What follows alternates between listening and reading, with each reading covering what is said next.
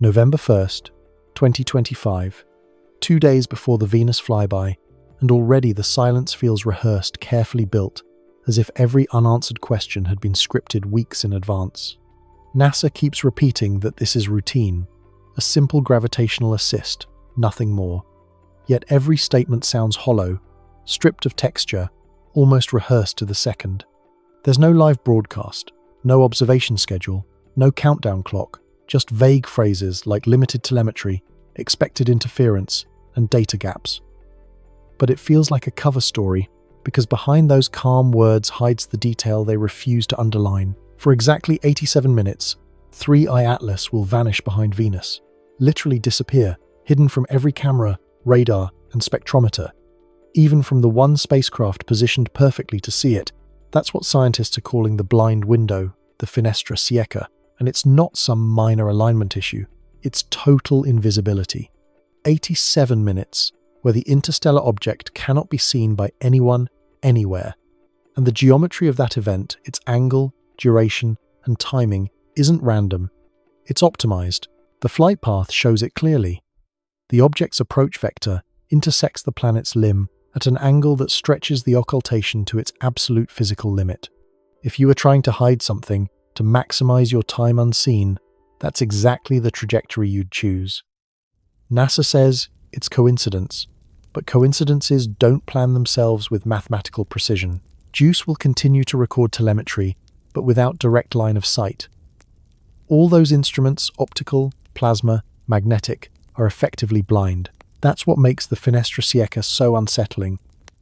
It's not a gap in visibility. It's a deliberate silence, and in that silence lies the greatest fear among independent analysts that during those 87 minutes, something will happen. The possibility they whisper about isn't destruction, but deployment. The idea that 3I Atlas might not be a comet at all, but a carrier, something designed to release smaller objects while hidden behind Venus. Theoretical daughter craft, each autonomous, small, and stealthy, capable of dispersing into independent trajectories. It's the perfect opportunity. No observers, no data, no witnesses. A Trojan maneuver disguised as celestial mechanics. Skeptics call it science fiction, but the pattern repeats too precisely to ignore. At Mars in October, cameras failed during the closest pass. At perihelion, it accelerated when no thrust should exist. Each event occurred during a convenient blackout, explained by technical issues or solar interference. And now, another blackout, this time planned down to the minute. NASA insists it's routine, standard behavior, nothing unusual. Yet the orbital math contradicts that. The trajectory is too clean, too efficient, too conveniently aligned with the observational blind spots of our instruments. It's a flight path designed for secrecy, not for science. So, what happens in those 87 minutes? Could there be course corrections, system activations, transmissions we can't detect, or something more complex, something mechanical being released into space under cover of planetary shadow? Not until JUICE regains sight and NASA tells us what it wants us to believe. Maybe it's just a comet following the laws of celestial motion. Maybe it's something else, something using those laws as camouflage. But when it emerges on the far side of Venus, brighter, faster, maybe altered in ways too subtle to notice, the question won't be what it is, but what it did while no one was watching. A perfect blind spot, a deliberate silence, a lie at dawn, hidden behind the second planet from the Sunday. We're standing at the edge of something that doesn't feel like science anymore, it feels like stagecraft. It's November 1st, 2025. The last calm moment before the curtain drops. Right now, 3I Atlas is racing through the inner solar system at more than 60 kilometers per second, heading straight toward its rendezvous with Venus. From Earth, it looks routine. Another piece of cosmic debris tracing a cold, predictable path. But every hour that passes, that image becomes harder to believe. This is our anchor point, the one moment in time where we still have eyes on it, where the data is open, where nothing has yet been rewritten. Everything after this will depend on what happens 2 days from now, when the object slips behind Venus and into silence. Because after that, we'll have no proof of anything, only the story NASA decides to tell. For months, we had transparency.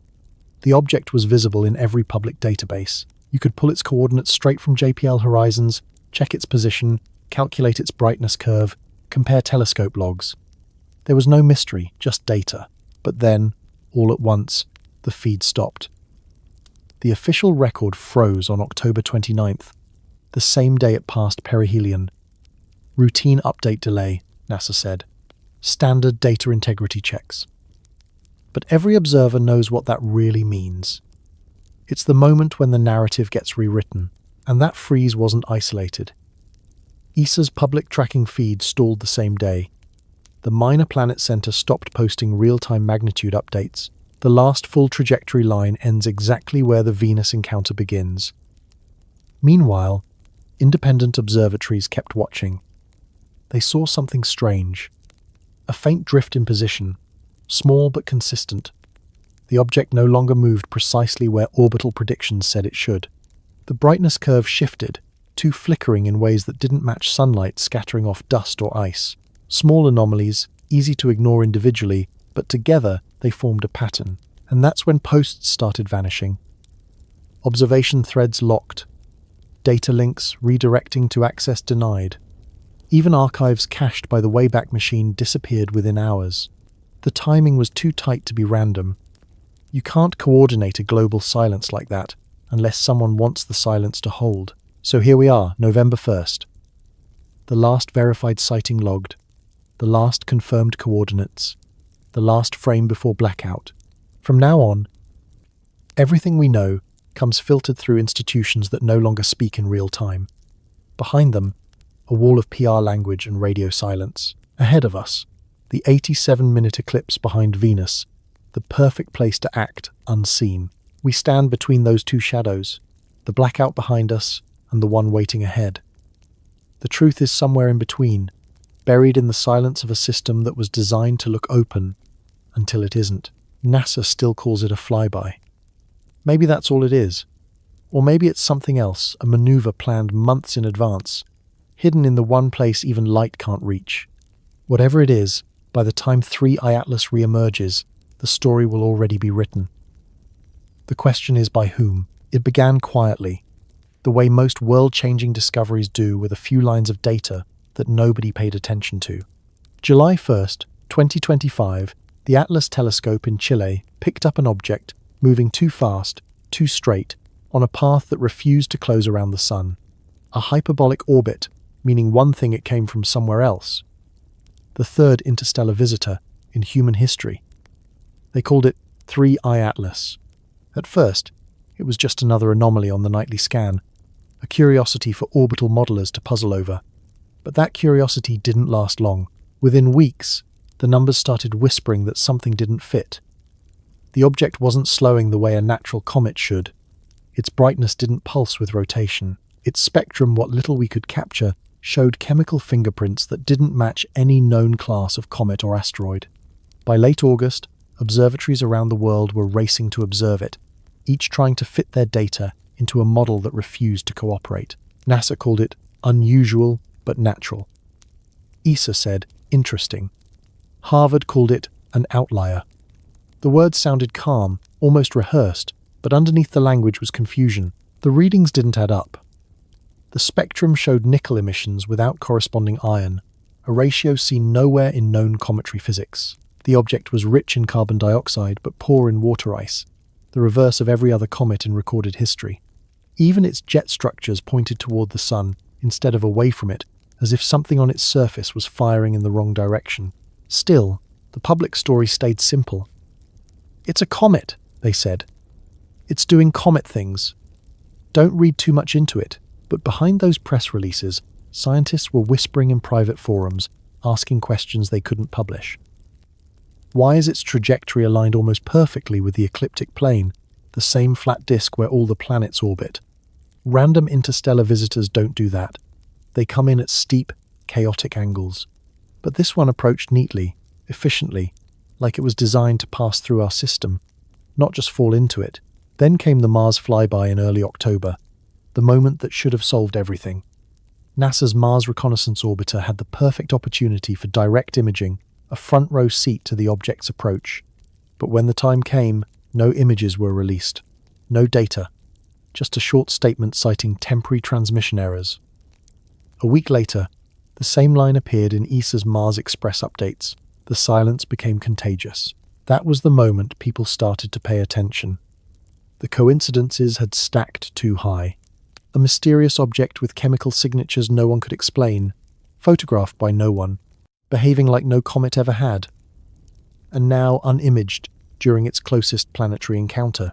Every window of observation seemed to close just before something important could be seen. And the strangest part, we still don't know where it came from.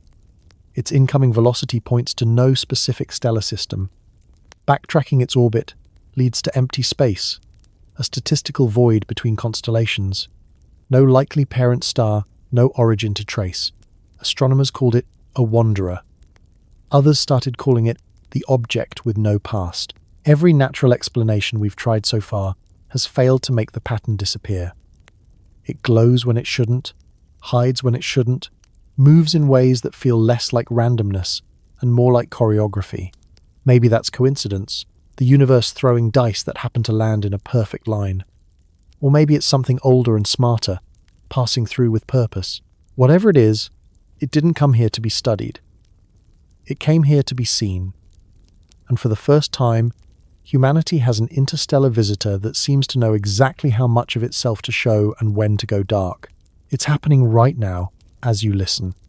3I, Atlas, is descending toward Venus, on a path so clean it looks deliberate, a trajectory that could have been plotted by a human engineer rather than dictated by gravity. The official timeline says the closest approach will happen at 07:42 Universal Time on November 3rd, barely 230,000 kilometers above the planet's surface. That's closer than any interstellar object has ever come to a world in our system. Yet somehow, no one is watching. NASA says the geometry makes real-time observation impossible. The sun's glare, they claim, overwhelms every telescope capable of seeing that region of space. ESA repeats the same phrase in their public updates. Limited telemetry. But independent orbital analysts have proven that's not entirely true. Several spacecraft, including BepiColombo, Parker Solar Probe, and even the JUICE mission en route to Jupiter, could maintain partial visual or spectroscopic lock on the object for most of the approach. The data could be collected, if anyone wanted to collect it. Instead, the eyes go dark, and the silence deepens. Venus, of all places, is the perfect stage for that silence. The planet has always been the solar system's mirror, dense, opaque, impossible to see through. Its atmosphere is a curtain of sulfuric acid and carbon dioxide, so thick that radar is the only way to glimpse its surface. A world built to hide things. And now, 3I Atlas is heading straight behind that curtain. If you wanted to conduct an operation unseen, you couldn't design a better place for it. NASA keeps repeating that this is just a gravity assist, a maneuver to adjust the comet's outbound path using Venus's pull. But the numbers don't match that explanation. The projected velocity change more than 1.3 kilometers per second, higher than what a simple gravitational slingshot should provide, suggests an added push. Something more than gravity. Something active. When you do the math, it looks less like a flyby and more like a burn. The agency calls it a modeling uncertainty. But those who've run the same calculations know better. The path is optimized for energy transfer, not random drift. The curvature of the orbit, the timing, even the alignment with the planet's night side, all of it fits the signature of a controlled maneuver. It's what aerospace engineers call an O-berth profile, where thrust is applied at the moment of highest velocity to maximize energy gain. Every interplanetary probe we've ever launched uses it. Voyager, Juno, Parker, they all did the same thing. The difference is that we knew when ours were firing. This time, we're told nothing. The only telemetry available to the public is a single line of data showing expected signal interruption during occultation. That interruption isn't a glitch, it's the window. As the object swings behind Venus, the European Space Agency's JUICE probe will lose visual lock and go into a protective standby mode. Cameras off, instruments idle, the only nearby observer, blind by command. For 87 minutes, the interstellar visitor will vanish. From every sensor, we have an absence not caused by physics, but by policy. When it reappears, it will already be past its point of greatest acceleration. And here's the part that makes even the skeptics pause. The blackout timing isn't random, it's perfect. If you simulate the path backward, you find that a minor correction just a fraction of a degree was made weeks ago during its Mars encounter, shifting the flyby geometry to maximize the duration of the shadow. It chose the longest possible eclipse. So now, as we sit here on Earth watching nothing, an interstellar object is approaching the one planet guaranteed to hide it completely. Every institution that should be shouting about this is whispering instead. They call it coincidence, but coincidences don't line up this neatly. The truth is simpler and harder to face. Something about this encounter isn't meant to be witnessed. Something about the way 3i Atlas moves, the way it times its shadows, suggests awareness. And as it descends toward the night side of Venus, into a storm we can't see through, we're left with one haunting thought. Maybe the rendezvous was never about observation. Maybe it was about what happens when the lights go out. At precisely 08:19 Universal Time, everything stops. For 87 minutes, 3i Atlas will slip behind Venus, completely hidden by the planet's mass, eclipsed from every sensor in the solar system. It's not partial, it's total. From Earth, even the sun's reflection off the object's coma will vanish into the black edge of the planet's shadow. It's the kind of alignment that astronomers dream of, the kind that happens maybe once in a generation. During that period, JUICE, the only spacecraft in position to observe the event, will go dark. ESA's engineers confirmed it in their technical notice. Telemetry interruption expected during occultation. A clean phrase, detached, bloodless. But behind it is a simple fact. The probe's line of sight will be cut off, its sensors saturated by Venus's upper atmosphere, its instruments switched to safe mode. That means no live optical data, no spectra, no magnetometer readings, nothing. The only eyes humanity has in that corner of space will blink and stay closed. Astronomers call this the blind window. For a comet, it wouldn't matter. Comets don't do anything in secret. They sublimate, they outgas, they follow predictable patterns written in ice and sunlight. But for an engineered object, 87 minutes is an eternity. At its current speed, 3i Atlas will travel more than 370,000 kilometers during that eclipse. Enough distance to adjust trajectory, to deploy smaller units, to split apart and scatter, even to burn or thrust unseen. And when it reappears, the light from the sun will blind every sensor for another 10 minutes, stretching that invisibility into nearly 100 minutes of perfect cover. It's the kind of window you'd calculate deliberately, the kind you'd need if you were planning to move unseen. NASA insists it's coincidence. Their analysts say the geometry just worked out that way, that the timing is purely orbital mechanics. But simulations from independent researchers tell a different story. A tiny shift, a change of just 0.004 of a degree, extended the blackout by nearly 7 minutes compared to earlier models. And that change appeared suddenly after the Mars encounter. Something altered the trajectory, slightly but precisely, creating the longest possible eclipse. Statistically, that's beyond random drift. It's optimization. So, what could it be optimizing for? Not for energy gain, the gravitational assist requires no such precision.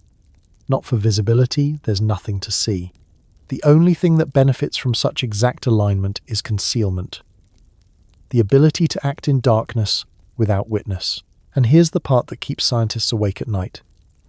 When JUICE regains line of sight, we'll have no immediate way to tell what's changed. The probe will record data, yes, but it won't transmit in real time.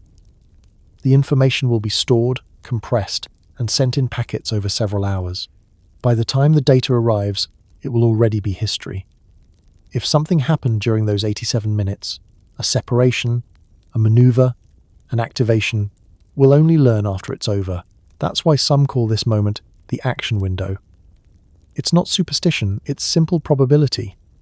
If 3i Atlas were hiding a payload, if it carried smaller autonomous craft, this is when they'd release. The gravitational field of Venus would help scatter them into new trajectories, each one vanishing into its own orbit. And when sunlight returns, the mother body would appear unchanged. The evidence already gone. Maybe none of that happens. Maybe it's all just ice and dust obeying physics. But if even a fraction of it is true, if that blackout is being used for something, it would mean this object isn't a wanderer at all. It's a visitor with a plan. So we wait. The countdown is on. The seconds slipping towards silence. 87 minutes of darkness in which an entire chapter of history could unfold. Unseen, unrecorded, unacknowledged. And when it emerges, whatever it has done will already be written into its new trajectory, hidden in the math, invisible to the eye. We'll call it coincidence, as we always do. But deep down, everyone watching knows the longer something hides, the more likely it is to have a reason. Every orbit tells a story, but this one reads more like an equation than a coincidence. When astronomers plotted 3I Atlas's path around Venus, the numbers lined up too perfectly to dismiss. The entry angle relative to the planet's orbital plane, just over 2 degrees. The curvature of the approach steep enough to skim the upper atmosphere, yet shallow enough to stay in the planet's shadow longer than physics would normally allow. Those details don't belong to chance. They belong to design. Independent orbital models from JPL and the Minor Planet Center agree on the same point. The eclipse should have lasted around 79 minutes under purely gravitational influence. Instead, it lasts 87. Somewhere between Mars and Venus, the object made a micro-adjustment, a fractional burn or venting event that shifted its trajectory by less than 1,000th of a degree, barely detectable, but enough to reshape the geometry of the entire encounter. NASA's official explanation is that this deviation results from outgassing jets of sublimating ice pushing the object slightly off course. It's a comfortable answer, one that's been used for decades to explain cometary irregularities. But there's a problem with that story. The direction of the supposed outgassing matches the object's sunward face, not its trailing side. That means, if it's venting toward the sun, pushing itself deeper into the shadow instead of away from it. It doesn't line up orbital inclinations with mathematical precision, and it doesn't create an eclipse duration that just happens to coincide with the only window when no one can observe. Venus itself amplifies the effect. The planet's dense atmosphere acts like a veil, scattering light and radio waves, bending electromagnetic signals into a distorted blur. To any sensor, even one as advanced as JUICE's radar suite, the object won't simply vanish, it'll dissolve into the background noise, impossible to separate from the planet's interference. For that brief period, Venus becomes the perfect hiding place, a celestial camouflage field. That's what makes the pattern so disturbing. Since its discovery, 3I Atlas has executed 3 similar alignments. At Mars, instruments failed just before closest approach. At perihelion, it passed behind the Sunday, and now, at Venus, it arranges a blackout so complete it erases itself from the sky. 3 encounters, 3 blind spots, each one perfectly timed, each one longer than the last. You can call it luck if you want to. Statistically, improbable events happen all the time, but luck doesn't repeat with increasing precision. Luck doesn't adjust angles across millions of kilometers to squeeze extra minutes out of planetary shadows. The probability of an interstellar object accidentally performing this sequence is so low, it might as well be 0. The conclusion almost writes itself. The shadows are not a side effect, they're the goal. Someone, or something, wanted this path. Wanted those minutes of invisibility. Wanted the quiet. When the object re-emerges, it will already be accelerating again. Its velocity boosted beyond the limit expected from gravity alone. The official story will be simple. Unexpected energy gain due to complex gravitational modeling. But those who've been watching know better. They'll see the pattern for what it is, a choreography of shadows, each one used like a maneuver, each one a move in a plan we're not supposed to see. And if that's true, then this isn't just a comet. It's a strategist, a machine that knows the value of darkness, using planets not for gravity, but for cover. The irony couldn't be sharper. Humanity finally builds a probe capable of watching an interstellar visitor up close and then turns it off at the exact moment it matters most. The European Space Agency's JUICE spacecraft, launched to study Jupiter and its moons, found itself in a position no one could have planned. From its current orbit, it had a front-row view of the 3I Atlas-Venus encounter. JUICE could have recorded everything: the light curve, the spectral emissions, even the faint electromagnetic disturbances, if the object used any form of active propulsion. Instead, it's been ordered to look away. ESA's bulletin was short, sterile, and almost apologetic. Instruments will be in safe mode throughout the occultation phase.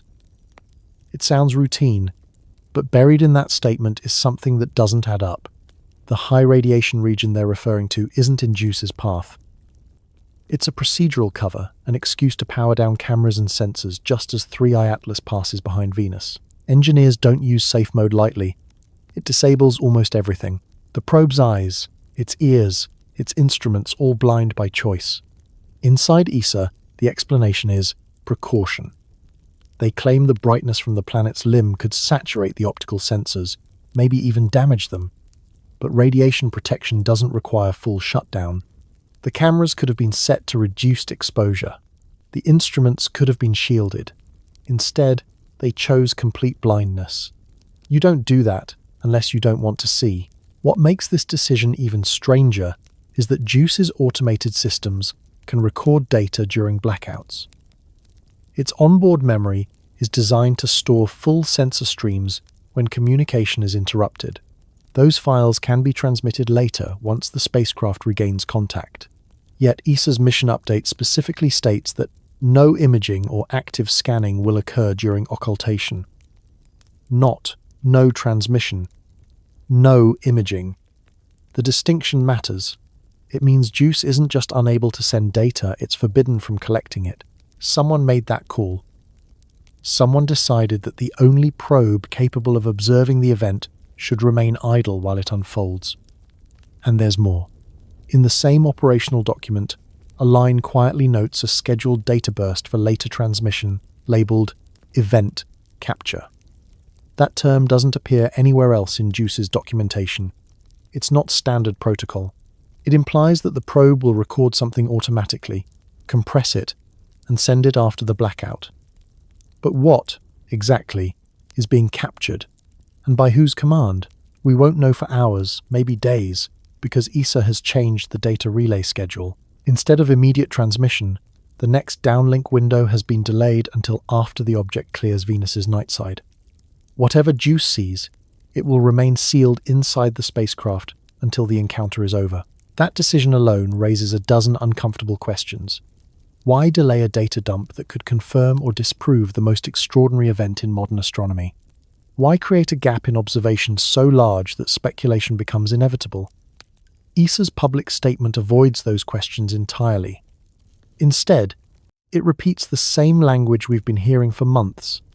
Expected data gaps, limited visibility, routine operations.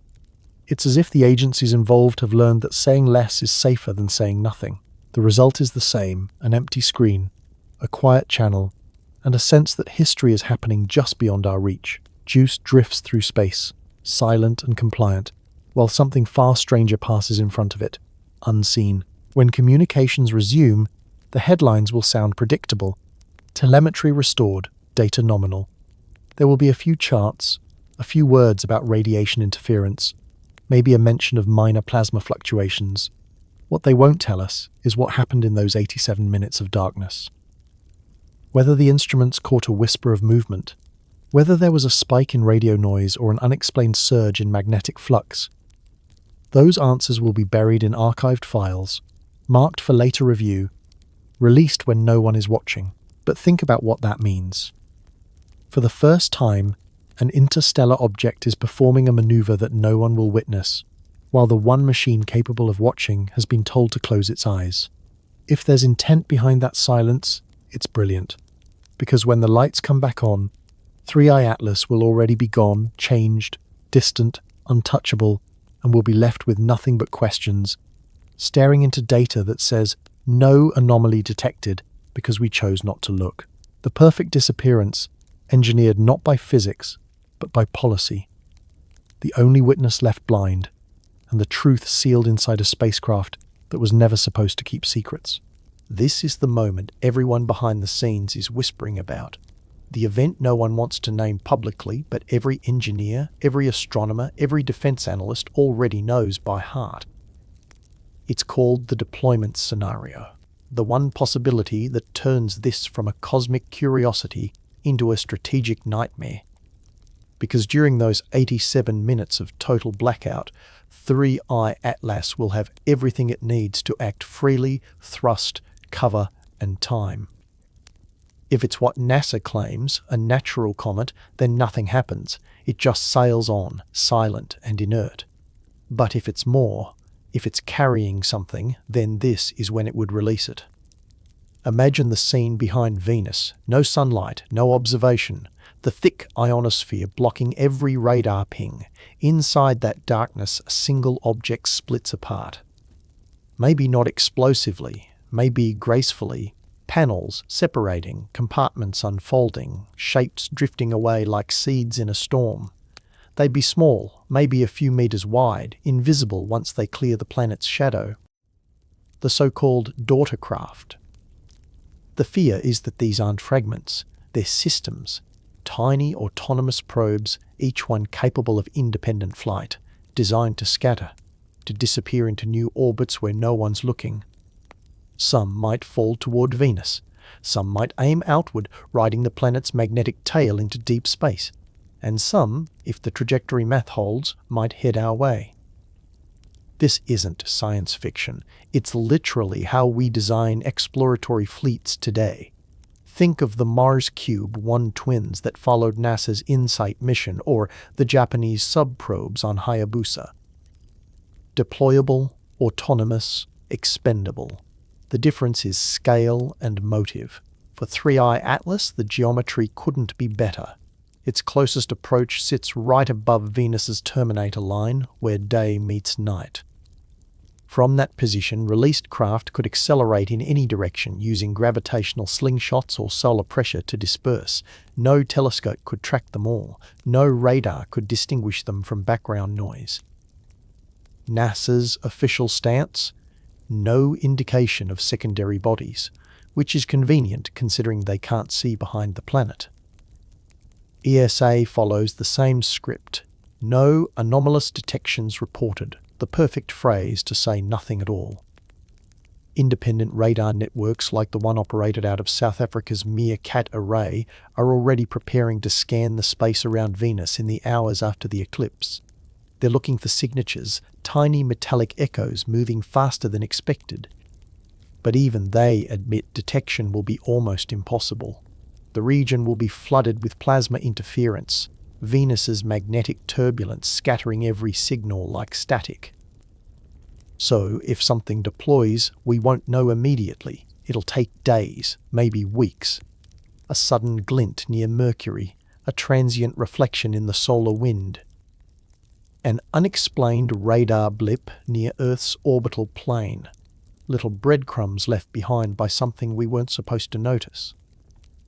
That's why analysts are nervous, because if 3I Atlas is artificial, if it's been waiting for this one shadowed moment to split apart, then this isn't just a flyby, it's an arrival. And when the light returns, when Joshua Ice opens its eyes again and the instruments start recording, the mother object might look exactly the same, because the best kind of deployment is the one that leaves no trace. The term Trojan wasn't invented for this, but it fits too perfectly to ignore. In mythology, the Greeks wheeled a hollow horse through the gates of Troy, a gift that wasn't a gift at all, just a delivery system waiting to open.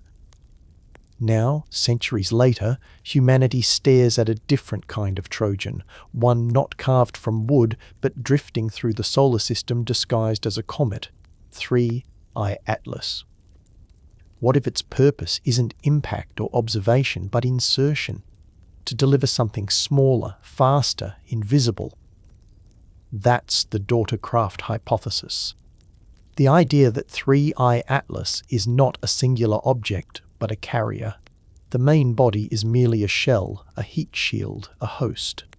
What it hides could already be in motion. You can trace this theory back to mid-October. when amateur radio astronomers in Chile picked up faint intermittent bursts during the object's perihelion phase. They weren't signals in the traditional sense, no modulation, no recognizable code, but repeating pulses at regular intervals, like heartbeat echoes fading into static. NASA dismissed them as background interference from the sun's plasma field. But the timing was precise. Every cycle began exactly when 3I Atlas crossed specific points along its orbit, like checkpoints on a flight plan. If those pulses were synchronization pings, they might have been communications mother to child, system to subsystem, a swarm preparing for separation. We know this principle works because we designed it. NASA's Deep Space Network already coordinates small satellite formations using similar timing bursts. SpaceX's Starlink constellation uses synchronous phasing patterns to keep thousands of units in coordinated alignment. A swarm architecture, distributed, adaptive, self-correcting. Translate that logic to something interstellar, and suddenly a single probe becomes a fleet. And Venus, conveniently, becomes the perfect staging ground. The planet's dense electromagnetic field could mask emissions, its bright glare could hide any visible traces, and the brief blackout provides plausible deniability. If daughter craft were released here, no one could confirm it. The mother object would emerge looking the same, while its offspring slip into the night. Astrophysicist Avi Loeb once speculated that if extraterrestrial technology ever entered our system, it might deploy mirror-like fragments, thin reflective wafers that could scatter sunlight and transmit data back home. At the time, it sounded like a thought experiment. Now it feels like a blueprint. Because if 3I Atlas releases anything during that 87-minute eclipse, we might never detect it directly. We'll only see the after effects, unexplained glints, minor gravitational perturbations, energy spikes that don't belong. And if you think this is all coincidence, consider the timeline. After the Mars flyby, a faint secondary trail appeared in deep space imagery for 12 hours before vanishing again. Too symmetrical for debris, too consistent for reflection noise, it looked like formation flight. NASA labeled it a processing artifact. Convenient. The daughter craft hypothesis doesn't claim invasion.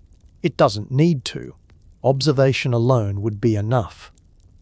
A network of tiny, silent machines spreading out through the solar system, collecting, listening, cataloguing, all hidden behind the myth of a comet.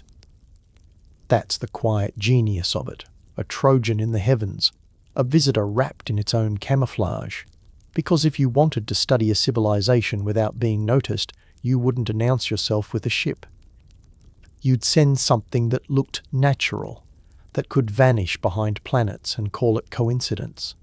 Something just like 3I Atlas. Of all the planets in the inner system, why choose Venus? Why not Earth, where observation is easy and data flows freely?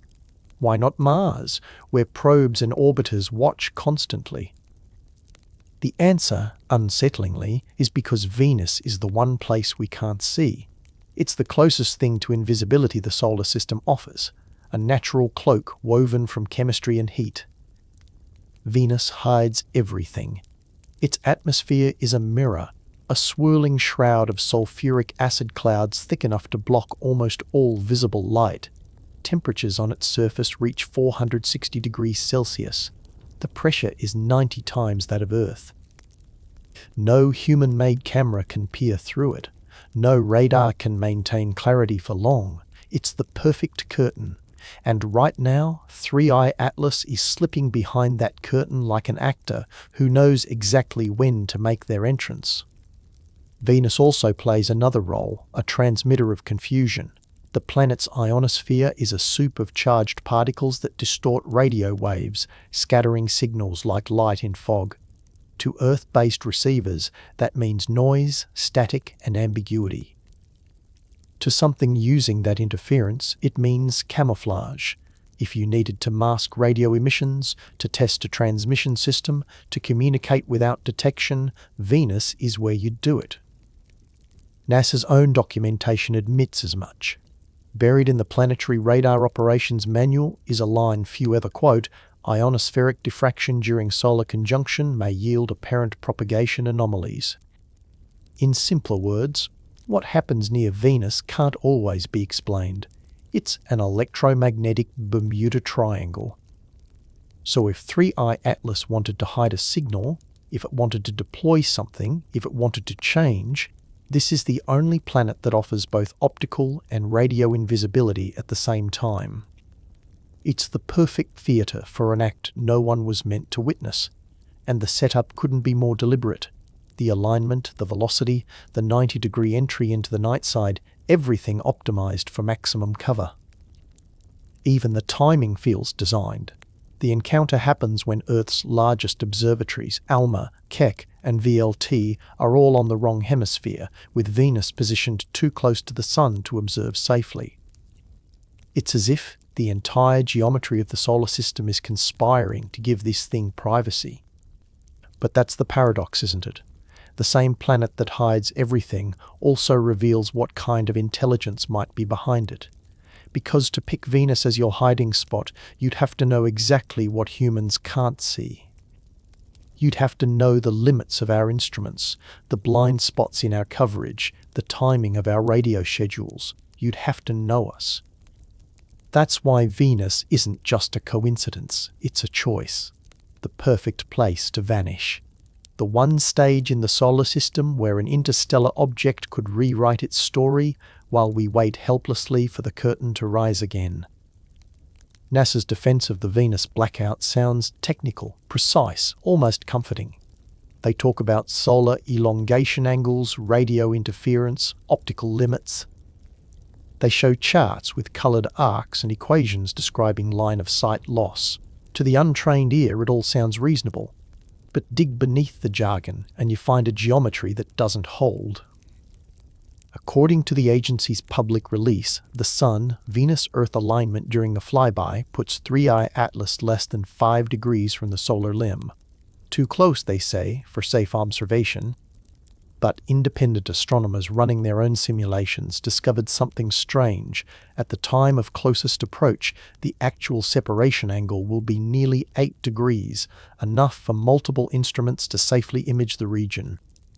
In other words, NASA's unobservable zone doesn't actually exist. It's an exaggeration, a manufactured excuse for silence. ESA's BepiColombo mission has instruments designed to look through that kind of glare. Its ultraviolet spectrometer could easily have captured scattered light from the object's tail. Yet the agency quietly removed all scheduled observations from the mission plan 3 days ago. When asked why, they cited thermal constraints. A curious explanation, considering BepiColombo just survived a flyby 3 times closer to Mercury, a world far hotter than Venus. JU ice, meanwhile, isn't positioned behind Venus's glare at all. It's above the orbital plane. At least, it was until NASA updated the trajectory model last week. The new version tilts the object's path by 0.004 degrees, just enough to push the apparent position below JU ice's horizon line for those critical 87 minutes. The adjustment looks small, but in orbital mechanics, it's everything. That's how you hide. And here's where it gets worse. The ground-based telescopes that could have captured 3i Atlas during that period. Chile's Las Campanas, South Africa's Mir Kat, the Canary Islands' Grantican all received the same message on October 30th. Observation risked due to solar interference. Schedule suspended. It wasn't a public warning. It was a direct coordination memo sent quietly, all within the same hour. Someone made sure no one was looking. NASA insists they're protecting their instruments. But instruments are designed to take risks. They've observed objects closer to the Sun before. They've tracked comets skimming the corona. The truth is, the geometry doesn't justify the blackout. The numbers don't match the story. If this were purely about safety, the imaging plans would be staggered. Some telescopes would still observe through filters, but instead, they're all dark. Synchronized silence, like a blackout drilled into procedure. And maybe that's exactly what it is. A procedural blackout disguised as physics. Because when the math says we can see, but the narrative says we shouldn't, something bigger than geometry is casting the shadow. Something with an alibi written in the language of science, but a motive buried in the politics of control. So when NASA says the angles make observation impossible, remember, angles can be recalculated. Alibis can't. If you look at the observation schedule for early November, it reads like someone hit a global mute button. Instruments that should be alive with data are suddenly marked standby, maintenance, or the most chilling label of all, no observation planned. The list is long, and the timing too neat to ignore. Start with the heavyweights. The James Webb Space Telescope was originally positioned to collect mid-infrared spectra from the Venus hemisphere during the Flyby window routine planetary science, not even related to 3I Atlas. But that program ID 57329 vanished from the public database last week. NASA says the change was due to solar avoidance restrictions. That's not true. Webb has imaged targets at smaller solar angles before. The data pipeline can handle it. Someone cancelled the observation manually. Then there's the solar orbiter, sitting in an ideal position to catch the object's magnetic interaction as it brushed past Venus's upper atmosphere. Perfect opportunity to measure charged particle streams, ion emissions, anything that might distinguish a comet from something engineered. Instead, the instrument team received a direct order from the European Space Operations Centre, no pointing near Venus from November 2nd through 4th. Risk of instrument saturation, a phrase that sounds like science but functions like censorship. It continues. BepiColombo had the perfect geometry for a night-side pass, its car-band radar tuned to detect metallic reflections. Shut down. Parker Solar Probe, whose wide-field images have tracked dozens of sun-grazing comets, switched to internal calibration mode. Radiation safety, they said, convenient timing for a spacecraft built to fly through the sun's corona. Even ground-based observatories seem to have joined the silence. The Atacama Large Millimeter Array went offline for scheduled maintenance. The Very Large Telescope cancelled a night block allocated to monitoring Venus's limb brightness. Every telescope capable of seeing the region shuttered within the same 48 hours. Coincidence? Maybe. But when coincidences start aligning with blackout windows, they stop looking random. They start looking like choreography. And then there's the wild card, JAICE. The one probe that could have seen everything, now half-blind by command. Internal telemetry from last week's systems test showed its cameras functioning normally, no radiation spikes. No technical issues.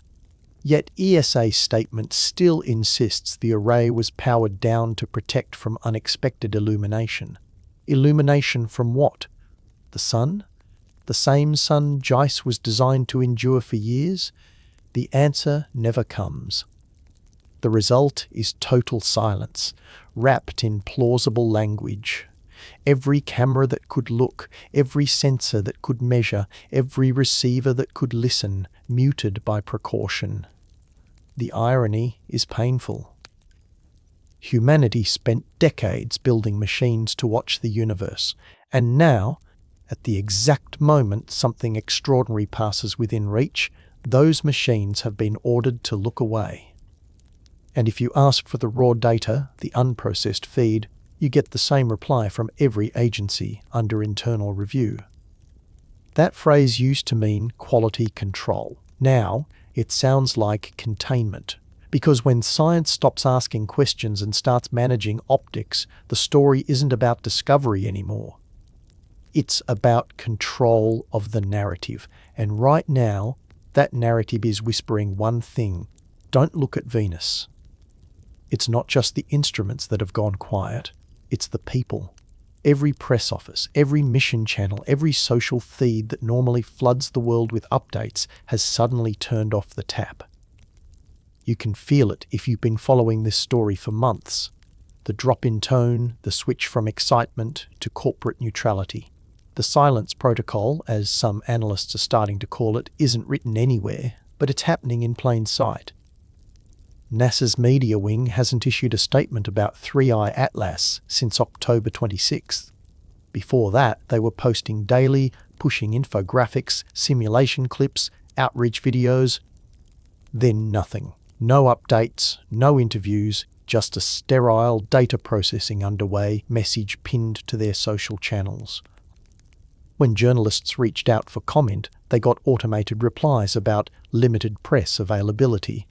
Even the agency's public affairs offices have gone dark, their work phones rerouted to voicemail loops. ESA isn't much better. Their latest blog entry mentions Venus, but not the flyby. Just a bland paragraph about routine spacecraft health checks. Meanwhile, mission scientists who were once happy to talk off record suddenly refuse interviews. A few who did speak hinted that they were told to let the data speak first. But what data when no one's collecting any? The silence itself is becoming the story. It doesn't stop there.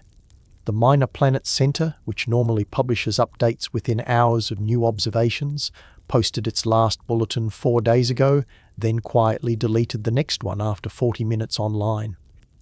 The cached version mentioned temporary observation uncertainty due to occultation geometry. Translation, they lost the object. When the biggest agencies in space science all start sounding the same, that's not coincidence, that's coordination. This is how you manage information during a crisis without admitting there's a crisis. You synchronize the story, you make it boring, you drown the noise in professionalism. Even the language has shifted. Listen to how they talk about 3i Atlas now, an object of interest, a case study in observation limits. The phrases are flat, bloodless, engineered to sound forgettable. It's the kind of language you use when you want people to stop paying attention. Inside NASA, insiders whisper that communications staff have been told to avoid speculative phrasing. They're not allowed to use words like anomaly, unexpected, or unusual. They can only quote the mission log verbatim. That might sound like caution, but it's really damage control. Because every missing image, every cancelled observation, every unexplained adjustment adds to a picture they can't manage anymore. And what happens when that picture finally fills in? When the object emerges from behind Venus and looks nothing like a comet? That's when silence stops being strategy and starts being confession. Until then, the silence protocol holds. And the message from the top, written between the lines, is painfully clear: keep calm, say nothing, wait for the blackout to pass. If you know where to look, you can still find traces of the story leaking through the cracks. They're not headlines, not leaks, not whistleblowers, just breadcrumbs. Technical notices, obscure database entries, half-deleted lines that mean nothing to most people but everything to those paying attention. And the biggest breadcrumb of all came from a place few ever check, the Minor Planet Center. On October 31st, at exactly 21,008 UTC, the MPC quietly published Circular 2025 V314, a routine-sounding update titled Astrometry Notice, Non-Gravitational Drift Analysis. 16 lines of dry numbers. A table of right ascension corrections, a single note in parentheses: trajectory deviates from nominal Venus assist path by Pu004 deg TBD. No headline, no commentary, just data. But that small deviation, 0.004 of a degree, isn't just noise. It's the adjustment that extended the blackout window.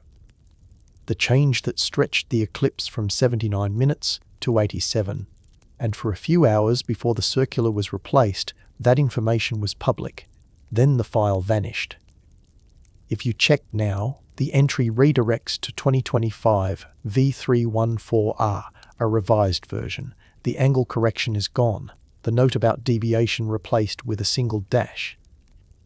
The metadata shows the edit was made just 28 minutes after publication, and the person who made it, MPC staff, no initials, no audit trail, the digital equivalent of a ghost signature. This isn't the first time they've done it. Every time 3i Atlas has acted strangely, after the Mars flyby, after perihelion, now with Venus, the MPC issues a circular, then quietly replaces it within hours. Always shorter, always sanitized. It's like watching a cover-up written in real time through version control. For amateur astronomers, those early postings are gold. A handful saved screenshots before the deletion. A few mirrored the data on private GitHub repositories. They're the reason we even know about the drift angle. They're also why some of those accounts have since been locked or temporarily suspended for API misuse. Coincidence or cleanup? The pattern repeats across agencies. The Jet Propulsion Laboratory's Horizons Ephemeris, normally updated every 12 hours, hasn't posted a single revision since October 29th. ESA's NEO Coordination Center shows the same freeze. It's as if the entire solar tracking system has paused, and yet inside those silences, traces remain. Lines of code, cached HTML, residual timestamps, enough to tell us something changed. Because that's the beauty of bureaucracy. It hides its secrets not in denial, but in paperwork. A missing number, a revised coordinate, an unexplained dash. The kind of edits that slip past newsrooms but make scientists stop mid-sentence. Maybe 3i Atlas is just a comet behaving badly. Maybe the missing data is just clerical housekeeping. But maybe those little edits, the breadcrumbs, are the only public record of something they can't say out loud. A maneuver, a release, a choice made behind Venus while the rest of us watched an empty patch of sky. October 21st was the day everything started to move beneath the surface. The International Asteroid Warning Network, IAWN for short, activated what it called a planetary defense coordination exercise. On paper, it was routine. They do this a few times a year, testing their systems, making sure data can flow between observatories in case of a real impact threat. But the timing was strange, because the target wasn't an asteroid, it was 3i Atlas. Now, the IAWN doesn't pick random objects for drills. It uses potential impactors, bodies that could realistically pose danger to Earth. But 3i Atlas's trajectory doesn't even come close, hundreds of millions of kilometers away. So why focus an entire planetary defense simulation on something they keep insisting is harmless? The bulletin announcing the exercise, Circular PD 2025-11, appeared briefly on the Minor Planet Center's website the same day as the deleted astrometry update. It read like bureaucratic filler to evaluate the community's ability to coordinate precision astrometry of extended targets. But those words have weight. Extended targets means objects with complex structure, brightness variations, or multiple centers of emission. In other words, not just one nucleus, possibly more than one, possibly daughter craft. The schedule was meticulous. Registration closed November 7th. Kickoff meeting November 25th. Observation window November 27th through January 27th. A full 2-month period beginning exactly when 3i Atlas re-emerges from behind the Sun. That's not training, that's surveillance. The agencies involved are the heavy hitters: NASA's Planetary Defense Coordination Office, ESA's NEOCC, JAXA, even the Chinese National Astronomical Observatory. But the list of participating observatories? Classified. Normally that's public information, who's contributing data, which telescopes are taking part. Not this time. All it says is vetted registrants. This is how you build a controlled observation campaign. Limit access, synchronize protocols, filter data before it reaches the public. On paper, it's coordination. In practice, it's containment. IAWN's role has always been defensive. Its mandate is to track, warn, and prepare. But the tone of this bulletin feels different, quiet urgency beneath the formal language. It's as if they're not rehearsing for a potential impact, but preparing for something else, monitoring something whose trajectory isn't dangerous, but whose behavior might be. The most chilling line sits at the bottom of the document. Exercise participants should ensure continuity of observation throughout occultation and re-emergence phases. That phrase doesn't belong in a simulation. It belongs in a mission plan. It means they're expecting activity, something worth continuous surveillance the moment it reappears from behind Venus and the Sun. NASA still calls it a coincidence, routine preparedness exercise. But timing is everything. And when every major observatory on Earth is being quietly aligned to watch the same object under the same protocol at the same time, coincidence stops being plausible. It becomes choreography. And in that choreography, IAWN isn't rehearsing for a threat, it's responding to one. While the official channels went dark, the amateurs kept listening. Across the world, a scattered network of private observatories, university antennas, and backyard scientists began logging radar echoes from the region around Venus. These aren't hobbyists with toy telescopes. They're engineers, retired physicists, deep space radio enthusiasts who know how to parse a signal. And what they found doesn't line up with what NASA says we should be seeing.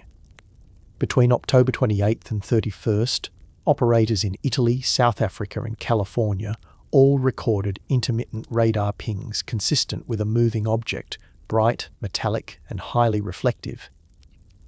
The signal source was where 3I Atlas was supposed to be, but its frequency response was wrong. A natural comet's coma should scatter radar energy diffusely, producing wide, fuzzy returns. This signal came back clean, narrow, coherent, like bouncing off something smooth.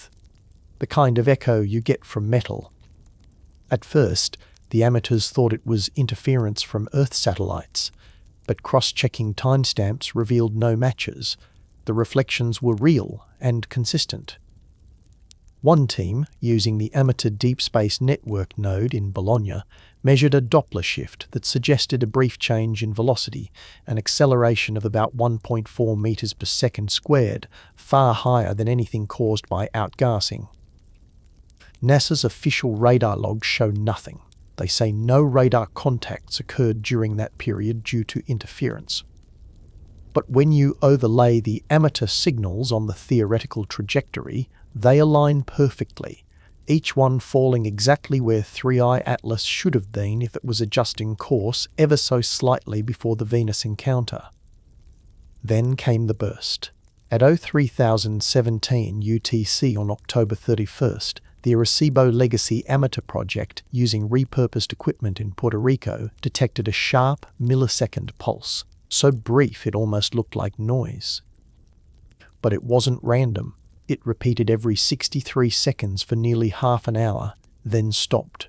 A repeating pulse, then silence. That's not how comets behave, that's how beacons behave.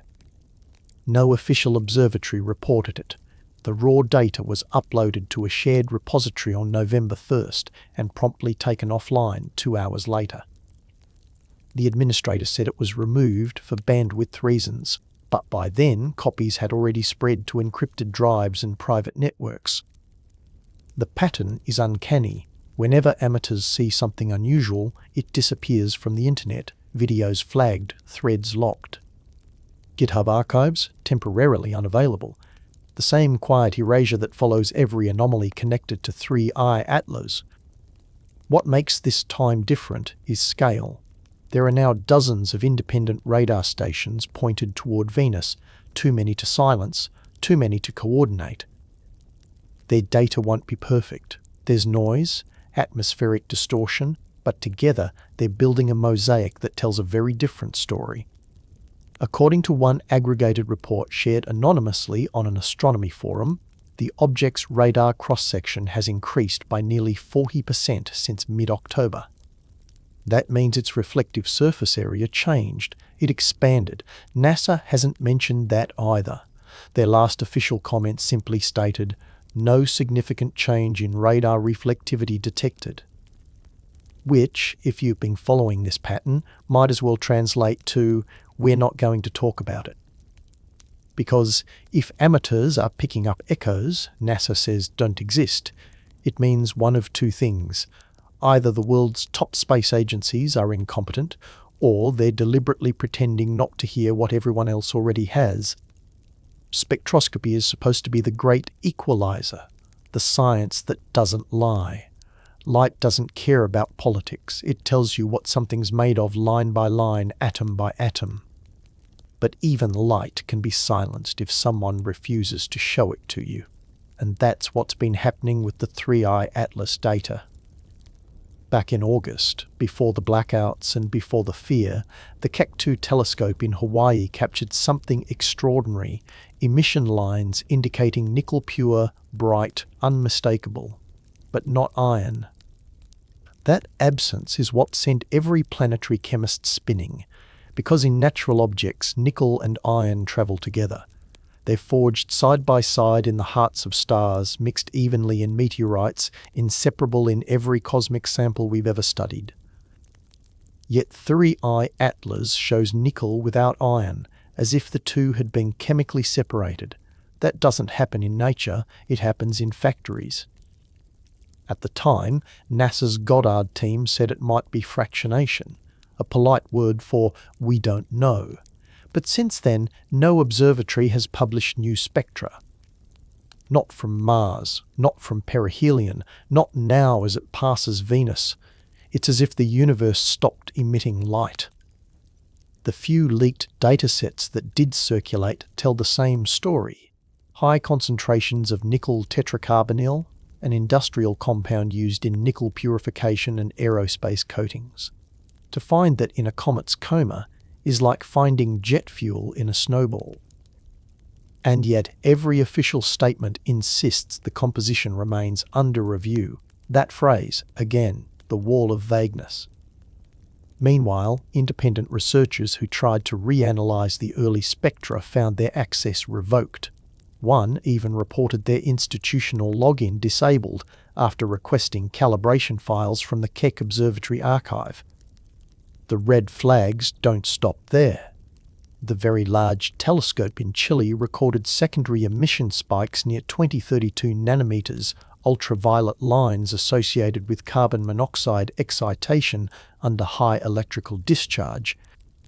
That suggests plasma activity, possibly ionization from something metallic. Normally, this would be front-page material in Nature. Instead, the dataset was pulled. NASA's reason? Noise contamination. ESA's? Processing delay. Both explanations collapse under scrutiny because the instruments in question were designed specifically to capture that kind of high-energy spectrum. Even more curious, the archived Keck dataset, once publicly available, was reprocessed and re-uploaded with subtle changes. The spectral peak intensities have been reduced by 20%, flattening the anomaly, making it look more like a conventional cometary signature. The metadata timestamp proves the alteration was done 2 months later. Who authorized it? No one knows. The observatory's public statement simply says, "routine recalibration applied." Routine, the same word that keeps showing up whenever something extraordinary happens. But here's what can't be erased. Nickel without iron isn't just an anomaly, it's a fingerprint. It implies selection, refinement, purpose. If a natural process can do that, it's one we've never seen. But if it's not natural, then someone or something engineered it long before it reached us. Venus's gravity will soon sling 3i Atlas toward a new trajectory, and when it reappears, we'll get fresh spectra. Or maybe we won't. Because if those lines show the same thing, if nickel gleams again without iron's shadow, then this stops being a comet story. It becomes a materials science mystery. And maybe that's why the light itself is being buried. Because sometimes the truth doesn't just hide in the dark, it gets redacted from the spectrum. If this were truly a comet, just ice, dust, and gravity, then this flyby would be a scientist's dream. Venus should act as a mirror, bouncing sunlight off the coma, revealing details about its structure, spin, and chemical composition. Spectrometers would capture refracted light through the dense Venusian clouds, tracing isotopes and plasma tails. Radio antennas would record the scattering of solar waves, helping map the coma's density. The math says the signal would triple in strength. The physics says this is when we'd see everything. But we're seeing nothing. In a real flyby, instruments would light up. When a comet approaches a planet, it interacts with the magnetic field, creating electrical discharges and ion plumes detectable even from Earth. We've seen it dozens of times. Comet Encke near Mercury, Shoemaker-Levy near Jupiter. In every case, the interaction produces a cascade of data: UV flashes, radio bursts, thermal spikes. Venus should be no different. So where is it? The last confirmed detection came 36 hours ago, when Japan's Hisaki satellite recorded a faint ultraviolet enhancement over Venus's limb.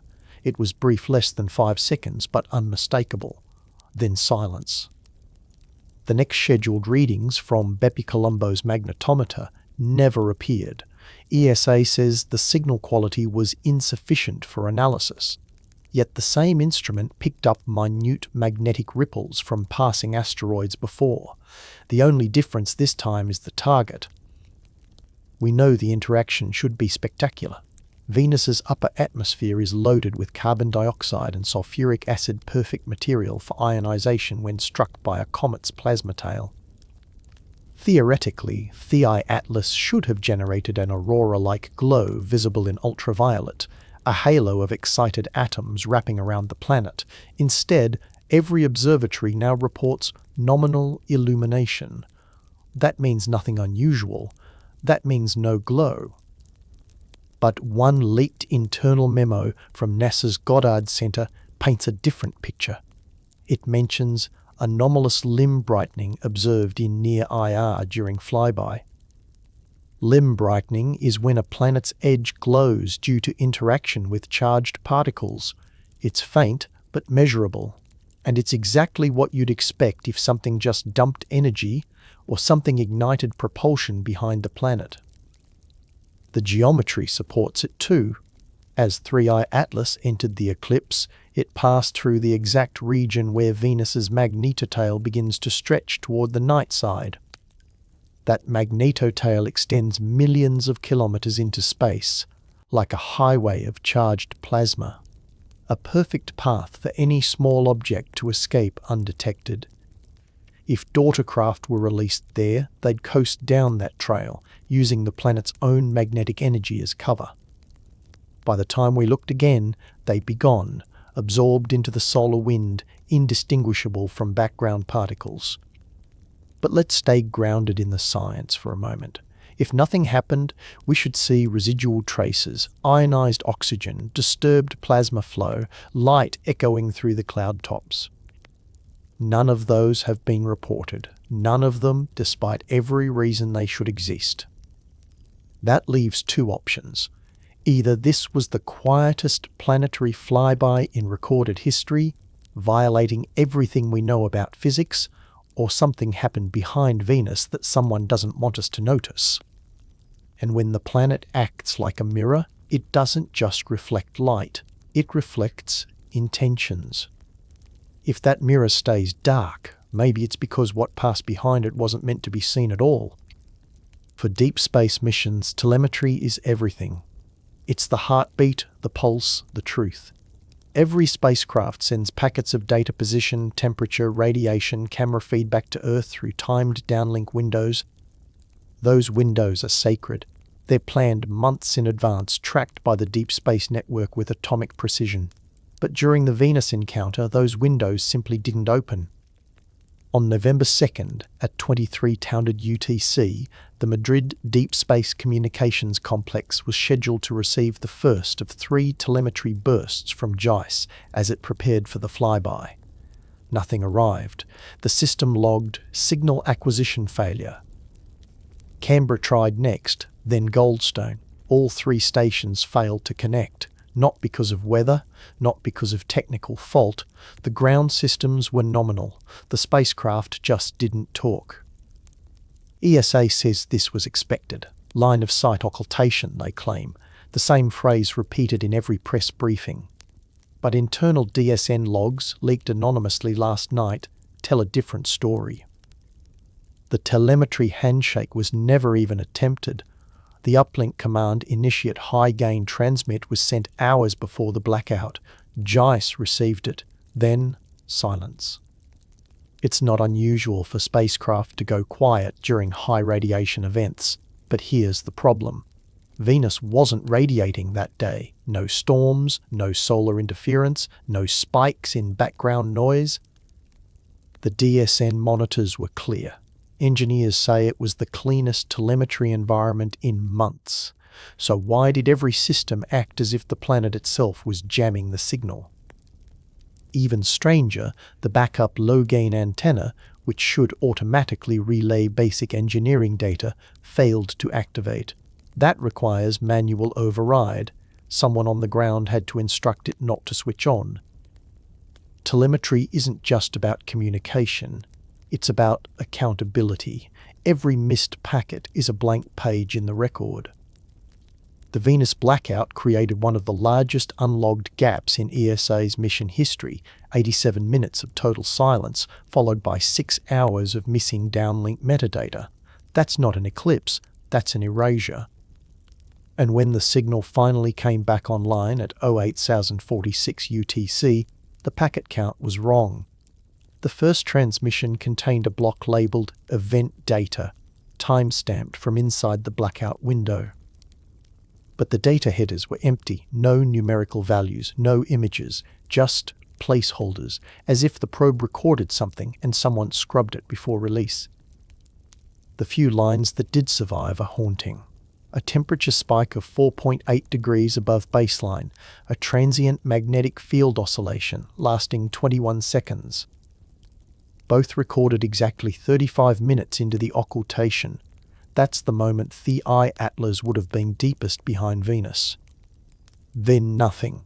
Flatline. ESA's official statement, telemetry inconsistency under investigation.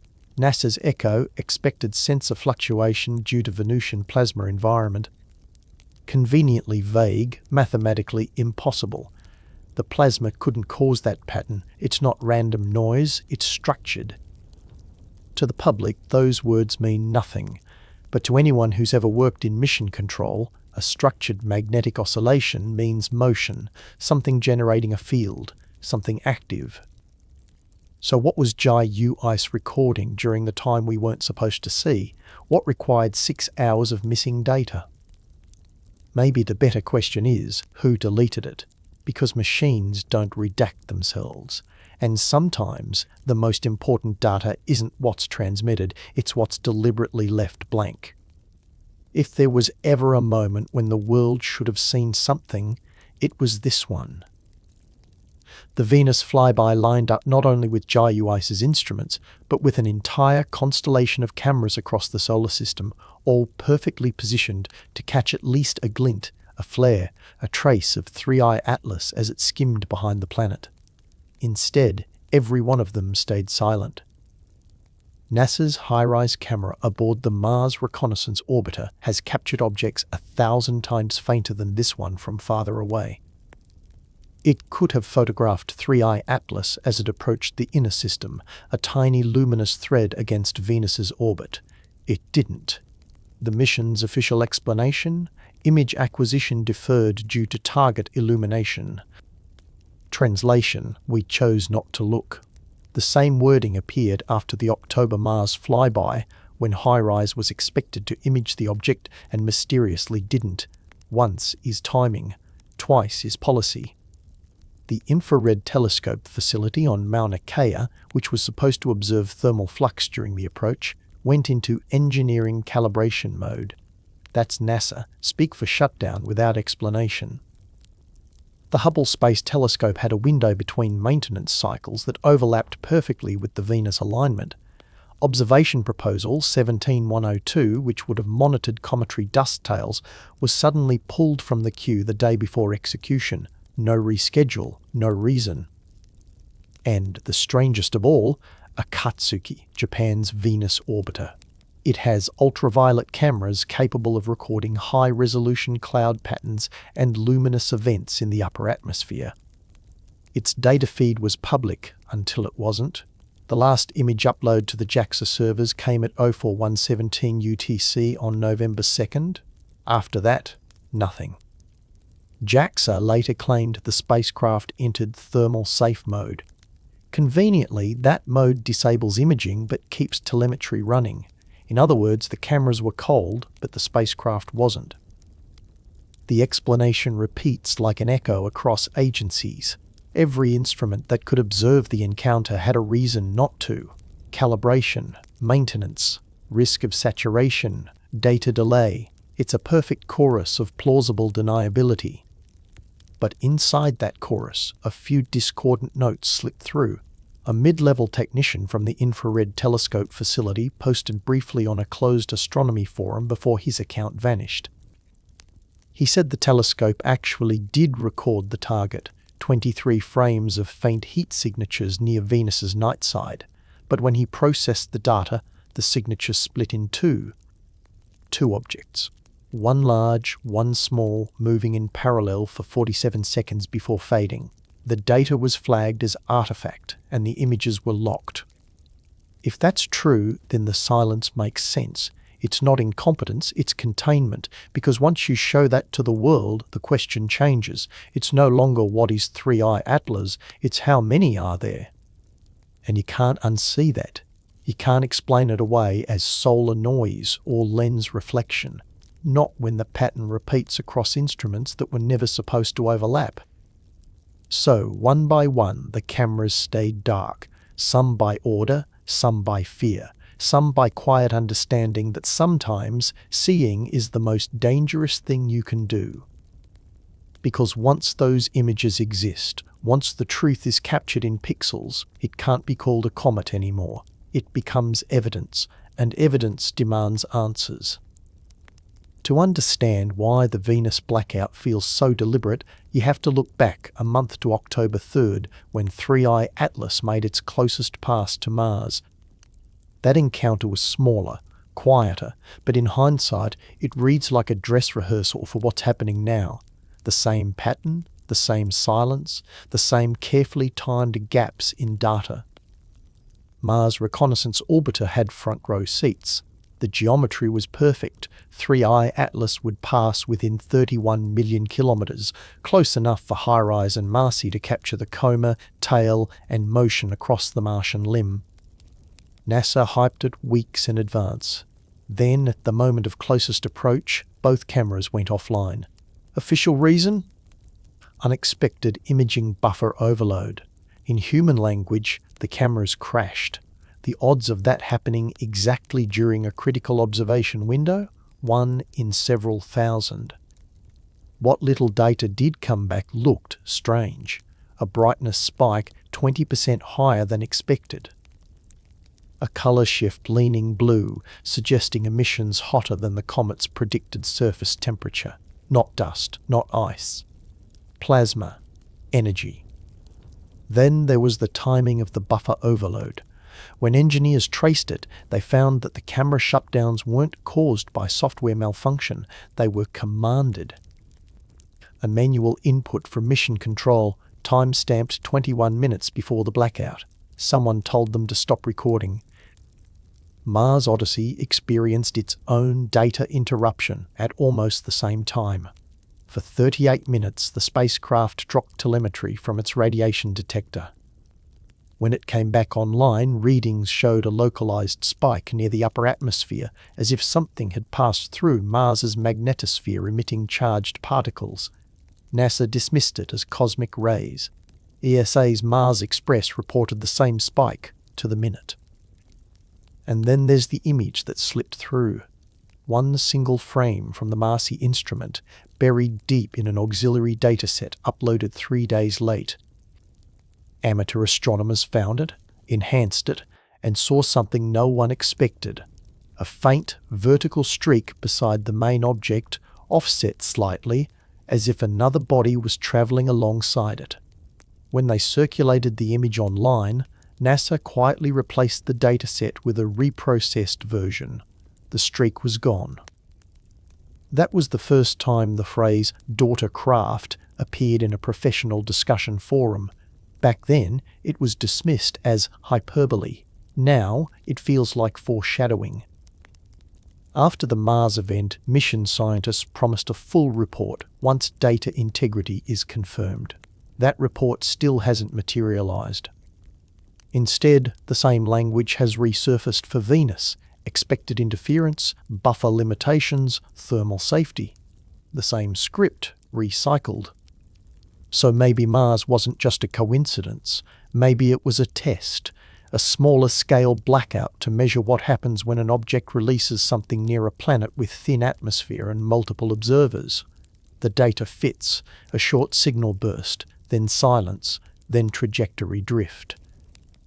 If Venus is the real act, Mars was the dress rehearsal, the moment they learned how to hide in plain sight, how to blind instruments with bureaucracy, how to turn an interplanetary encounter into a vanishing act. And now, with the same agencies repeating the same denials, it's hard not to see the pattern as deliberate, because no one rehearses a coincidence. While everyone fixated on the geometry of 3 Atlas, something far quieter happened in the background, something bureaucratic, procedural, and deeply unsettling. 2 weeks before the Venus blackout, the SETI Institute quietly updated its post-detection protocols. 15 years without change, and then suddenly a complete rewrite. No announcement, no press conference, just a PDF on a server titled Revised Response Framework v2.y. On paper, it's about communication ethics. What to do if humanity detects evidence of extraterrestrial intelligence. But read closely, and the timing and the language are impossible to ignore. The first clause adds a single, chilling phrase: all detections deemed credible must be transmitted exclusively through authorized channels prior to public release.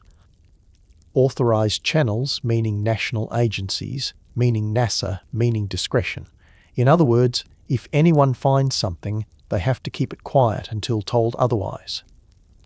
The update also changes the chain of command. In the old version, verification was decentralized, multiple observatories, multiple peer reviewers. Now, the hierarchy is rigid. Only one designated body, the IAWN Coordinating Committee, decides whether data qualifies as credible evidence. The same IAWN that launched its training exercise to monitor 3I Atlas, the same network currently filtering all astrometric data from the Venus encounter. Coincidence? Hardly. What's even stranger is that the new document introduces a category that never existed before: transient artificial source, defined as a short-duration event inconsistent with known natural phenomena originating beyond terrestrial or near-Earth orbit. That's an incredibly specific description to just appear out of nowhere, and yet it's exactly what 3I Atlas looks like on paper: a transient, artificial-seeming source that doesn't fit any model. So what does this mean in practice? It means if any observatory, even a private one, detects anomalous signals, they're now required to report them to SETI or risk losing access to data networks. It means those amateurs who recorded radar pulses near Venus would now be violating the new rules. It means what used to be open science is now classified procedure. When asked about the revision, SETI's public outreach coordinator said the update was long overdue housekeeping, but internal emails leaked to Skytrack magazine suggest otherwise. One message, dated October 16th, reads, "Directive from NASA and ESA, implement revised response structure before upcoming object encounters. Timeline urgent. Upcoming encounters. Plural." The reason for the rush becomes clearer in section 7.2 of the document, where it mentions staged verification to avoid premature public response. In other words, if someone does detect something, anything, the information will be delayed until officials decide how to handle the reaction. That's not science. That's crisis management. And just to make sure nothing slips through, the protocol explicitly forbids unauthorized disclosure or speculative interpretation on social media or personal platforms. The wording echoes NASA's internal non-disclosure clauses for contractors. It's not policy for scientists, it's policy for containment. This isn't how discovery works. Discovery thrives on chaos, on multiple minds checking, arguing, sharing. But this rewrite turns curiosity into command structure. It creates a funnel where truth flows in but doesn't come out until someone at the top approves the message. So when SETI rewrites its rules in the middle of the 3i Atlas story, you have to ask, were they preparing for something? Because if tomorrow morning 3i Atlas does something no comet should do, splits, brightens or vanishes, the first people who'll know won't be the public. They'll be the ones holding the keys to the authorized channels. And if the new rules say to stay silent, then silence is exactly what we'll get. Every cover story has a point of origin, a moment when coincidence becomes choreography. For 3i Atlas, that moment was perihelion. October 29th, when it reached its closest distance to the Sun. The official narrative said it would pass directly behind the Sun from Earth's perspective, lost in the glare, unobservable. It was a perfect alibi. If anything strange happened, no one would see it. Except someone did. 4 days before perihelion, on October 25th, an amateur astronomy group calling themselves Earth Exists pointed their telescopes at the sky and captured what every major institution said would be impossible, 3 Atlas visible, shining faintly beside the Sun instead of hidden behind it. The images were time-stamped, coordinates verified, magnitude measured. The math was clear. It wasn't behind the Sun at all. It was beside it, observable, exposed. That discovery shattered the official story. If the perihelion solar conjunction was wrong, then every explanation that followed about invisibility, about the Venus blackout, was suspect too. And yet, instead of acknowledging the discrepancy, NASA and the Jet Propulsion Laboratory doubled down. They called the observation a misunderstanding of projection. They said the object's angular separation created the illusion of visibility. But the geometry doesn't lie. The angular distance was measurable. The object's right ascension and declination matched the coordinates of the Sun within degrees, but not overlapping. The Sun sat on one side of the image, Venus on the other, and 3i Atlas was right there in between, visible. If the perihelion blackout was false, then it wasn't a coincidence, it was a rehearsal. A way to test whether the public would question an official invisibility claim, a test that, apparently, they passed. The timing of the SETI rewrite, the IAWN exercise, and the NASA shutdown all clustered around the same week. You don't have to believe in conspiracies to see the pattern. When agencies prepare silence in advance, it means they're expecting noise. And what happened at perihelion fits that expectation. Multiple amateur spectra recorded an unexpected dimming nearly 25% below predicted brightness. That's not what comets do near the Sun. They brighten as ices vaporize, but 3i Atlas dimmed, as if absorbing light rather than reflecting it, as if a layer of reflective material was deliberately reduced. If it's hiding, that's how you do it. Then came the anomaly. Between October 29th and 30th, tracking data showed a sudden lateral shift, 15 arc-minutes off trajectory. In astronomical terms, that's enormous. The kind of drift that requires a non-gravitational acceleration of nearly 4 kilometers per second squared. NASA's explanation? Solar wind perturbation. Except the solar wind can't generate that much force, not even close. It's like blaming a breeze for moving a battleship. And when the object emerged, it was following a new trajectory, one that just happened to line up perfectly with the Venus encounter, timed to create the longest possible shadow. If this were natural, it would be miraculous. But physics rarely performs miracles on command. Every alignment, Every blackout, every recalculation from perihelion onward has brought 3i Atlas one thing: privacy. The Venus flyby isn't an isolated event. It's the culmination of a plan that began the moment the object reached the Sun. A series of deliberate alignments designed to exploit every natural blind spot humanity has. First the Sun, then Venus. Two perfect veils. And if this perihelion cover was a test, the Venus eclipse is the execution, because after tomorrow there are no more convenient shadows left to hide behind. Somewhere inside NASA's data servers, there's a file labeled Trajectory Optimization Summary, Object 3i Atlas. It was never meant to leave the agency, but on October 27th, a version of it did. It appeared for less than 40 minutes on a mirrored JPL directory used by the Horizons Ephemeris system before being quietly removed. A few lucky analysts caught it, a few downloaded it, and what they found inside doesn't describe a comet's path. It reads like a flight plan. The leaked summary included a table of maneuver estimates, delta V requirements, angular offsets, energy budgets, all values that make sense for spacecraft navigation, not natural motion. The document mentioned optimal window for course adjustment. Venus periapsis grew 0.06 days. That's a 2.8-hour margin centered exactly on the period of invisibility, and one line, buried halfway down the page, was underlined, observed acceleration exceeds model by factor of 1.73, source undetermined. A natural comet doesn't have a course adjustment window. It doesn't have a source for acceleration. It just falls where physics takes it. Yet the format of the table was unmistakable. Each entry laid out exactly like mission parameters for a gravity assist maneuver. Columns labeled entry vector, outbound inclination, target 5V, efficiency. Words borrowed straight from spacecraft operations.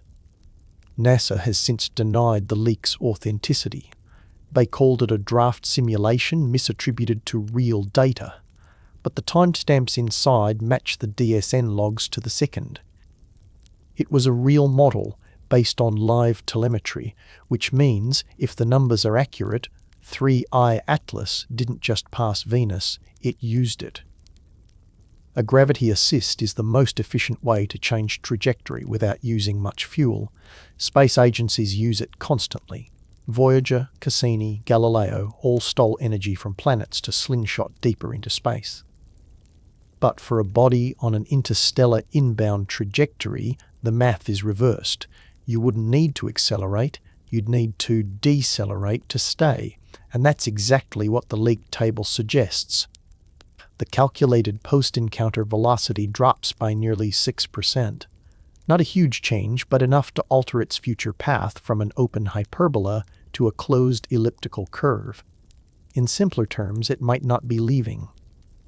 NASA's public data still lists the object's orbit as hyperbolic, but a few independent modelers using pre-leak values found something odd. Plug in the new numbers, and 3i Atlas's orbit becomes bound to the inner system crossing between Venus and Earth every few years. A captured trajectory. There's no precedent for that, not for an interstellar object. Once they come in, they go out. Always, unless something slows them down.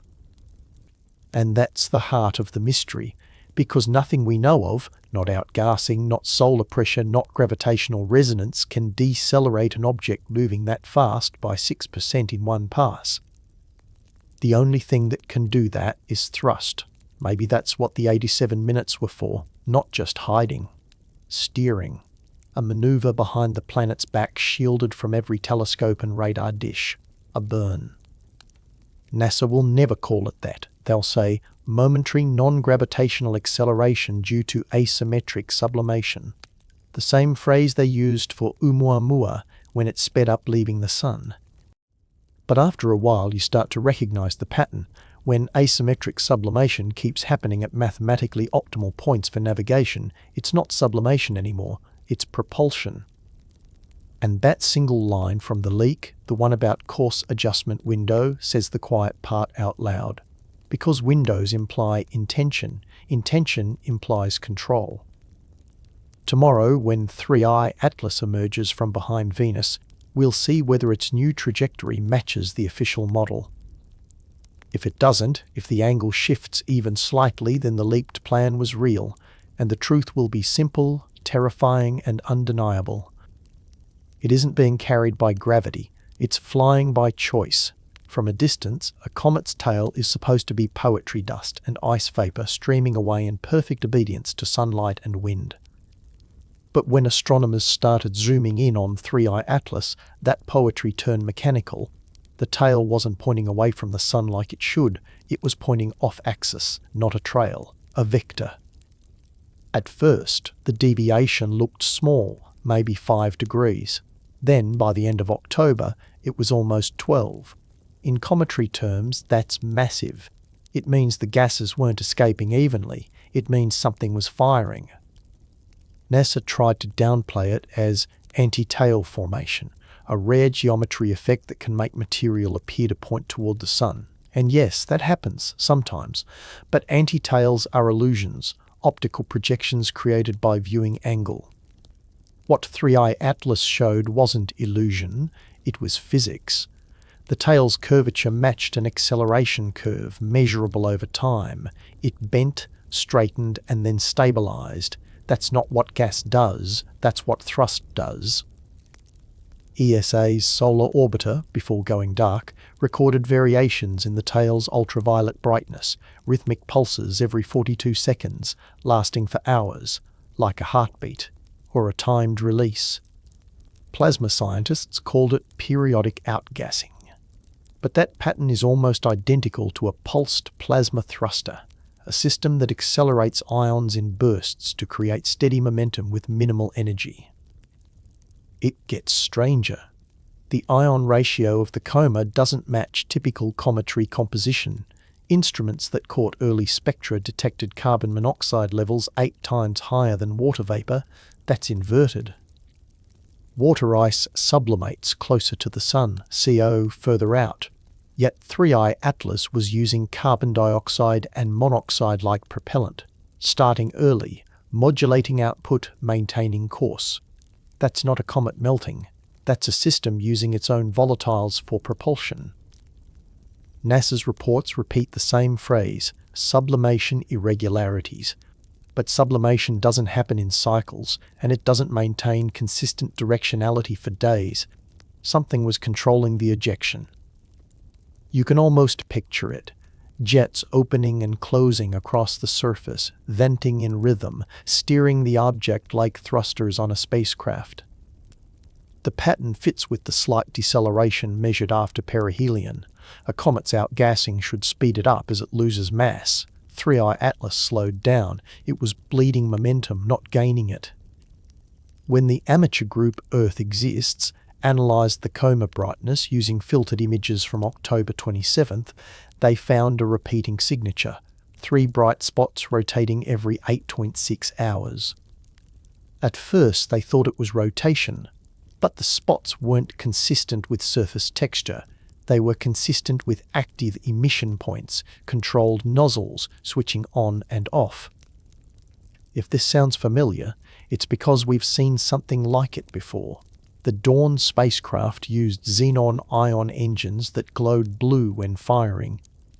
The pattern of thrust matched its rotation, creating spirals in the exhaust flow, exactly what Earth Exists found in 3i Atlas's coma. That's what makes this so haunting. If the object is natural, it's rewriting comet physics. If it's not, it's showing us a propulsion system that's light years ahead of ours, clean, efficient, subtle. A craft that uses its own material as fuel, maneuvering across solar gravity like a sailor trimming sails. And those pulsing jets, the tail that acted like a thruster, might be the clearest clue yet that we're not looking at something obeying thermodynamics, we're looking at something obeying navigation. Whatever hides behind the glare of Venus isn't drifting anymore. It's flying. If 3i Atlas really fired its engines, there's one place it could have done so without leaving a trace visible to human instruments: the night side of Venus. The dark hemisphere, permanently turned away from the sun, wrapped in dense clouds that absorb light, scatter radar, and choke radio waves. It's the black hole of the inner solar system, an astronomical cloak. The flyby geometry was no accident. At the moment of closest approach, 3i Atlas wasn't just behind Venus from Earth's point of view. It was directly over the planet's night hemisphere, skimming past the terminator line, the thin band between day and night.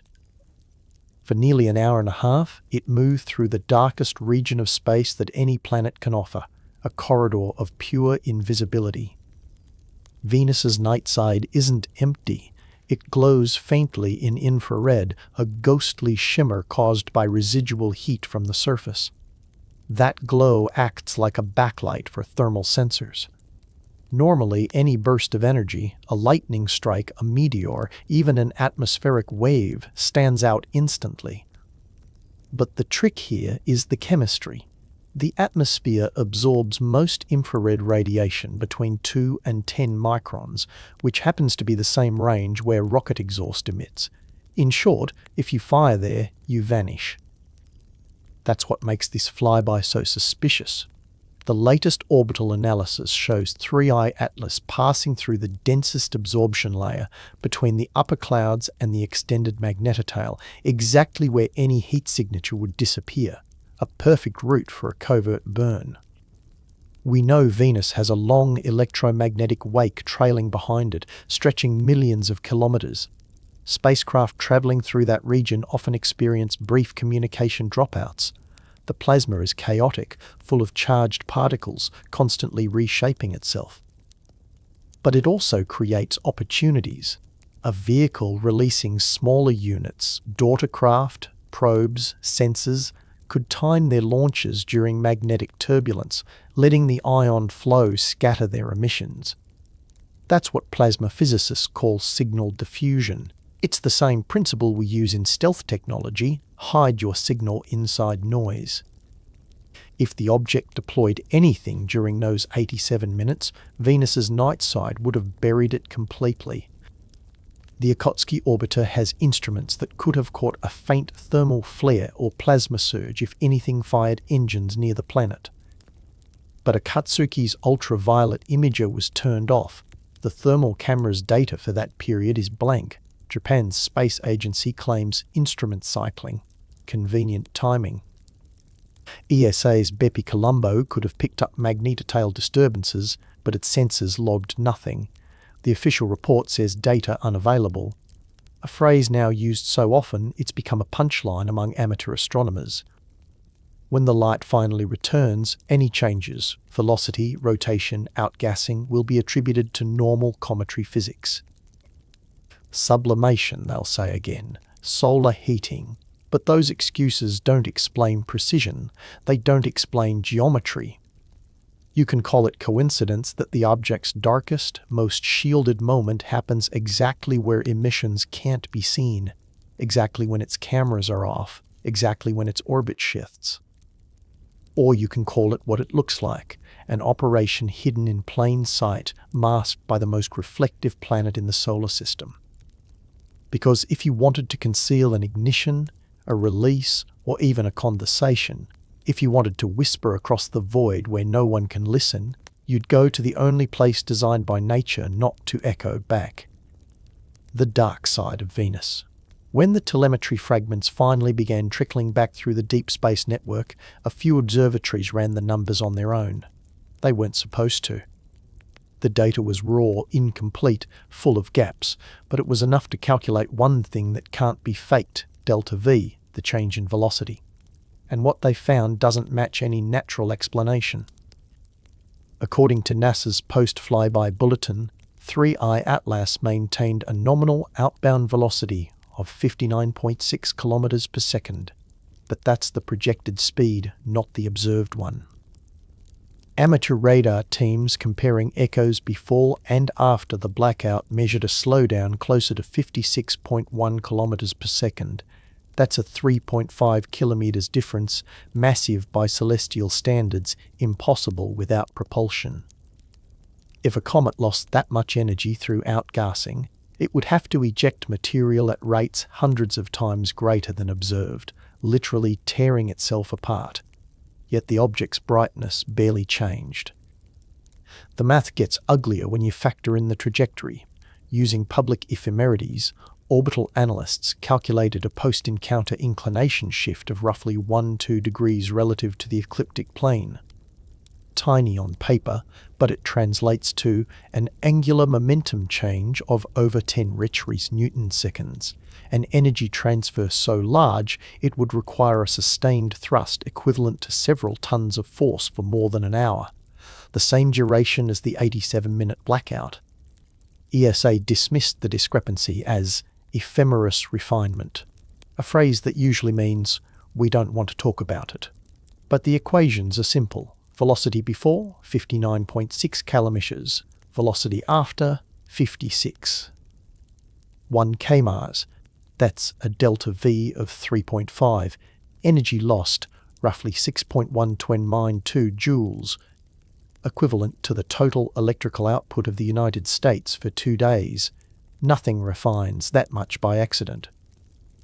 And then there's directionality. Natural deceleration from outgassing produces random vectors, jets firing in all directions, chaotic, uncorrelated.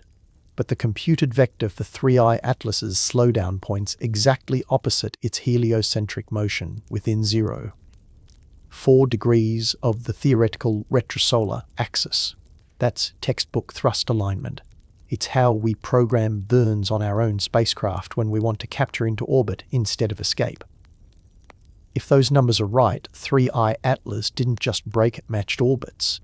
The projected outbound path now curves inward, looping around the Sun with a period of roughly 3.1 years. A bound orbit. Captured. NASA hasn't acknowledged this.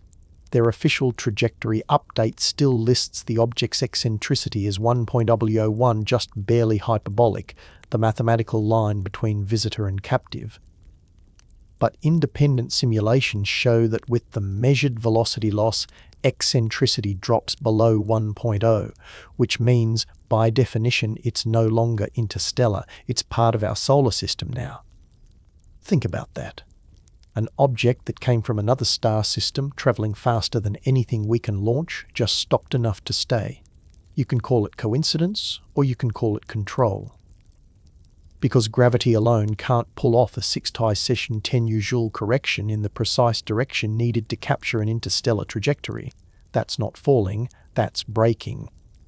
So what did it use? Gas jets? Magnetic sails? Something we don't have a word for yet? We can only guess, but the numbers don't lie and numbers don't care about politics. Whatever happened behind Venus, it changed the object's momentum in ways that physics can't explain without technology. Which leaves us with one haunting conclusion. 3I Atlas didn't leave. It stayed. And if it stayed, that means the story isn't ending.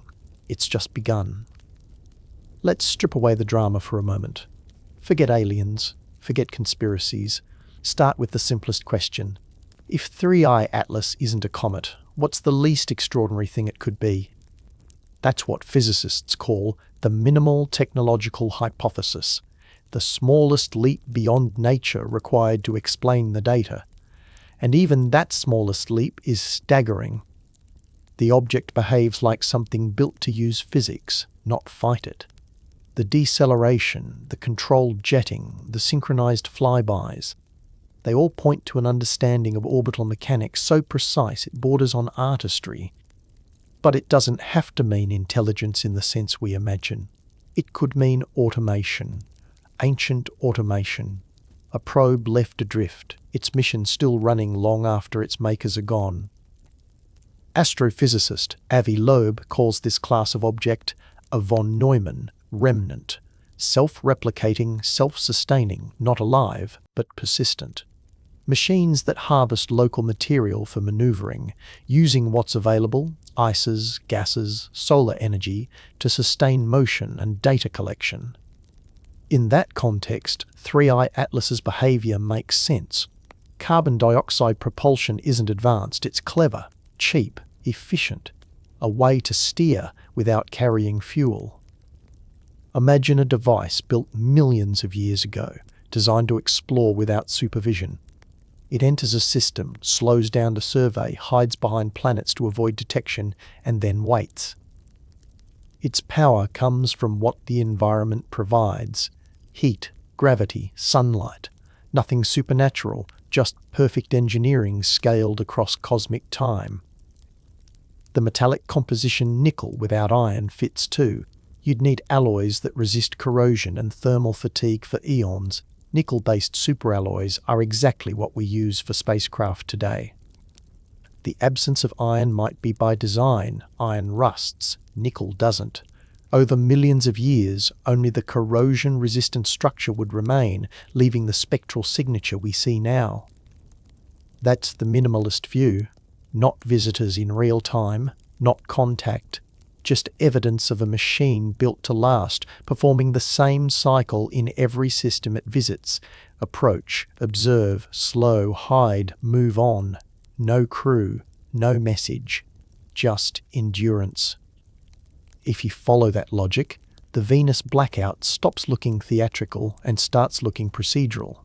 The object may have been programmed to perform course adjustments behind dense planets where radiation and glare naturally mask its emissions. That's smart mission design. You hide burns behind cosmic cover. You avoid detection not because you fear it, but because it conserves energy. No need for stealth when physics does the work for you. And the daughter craft theory fits even this minimal model.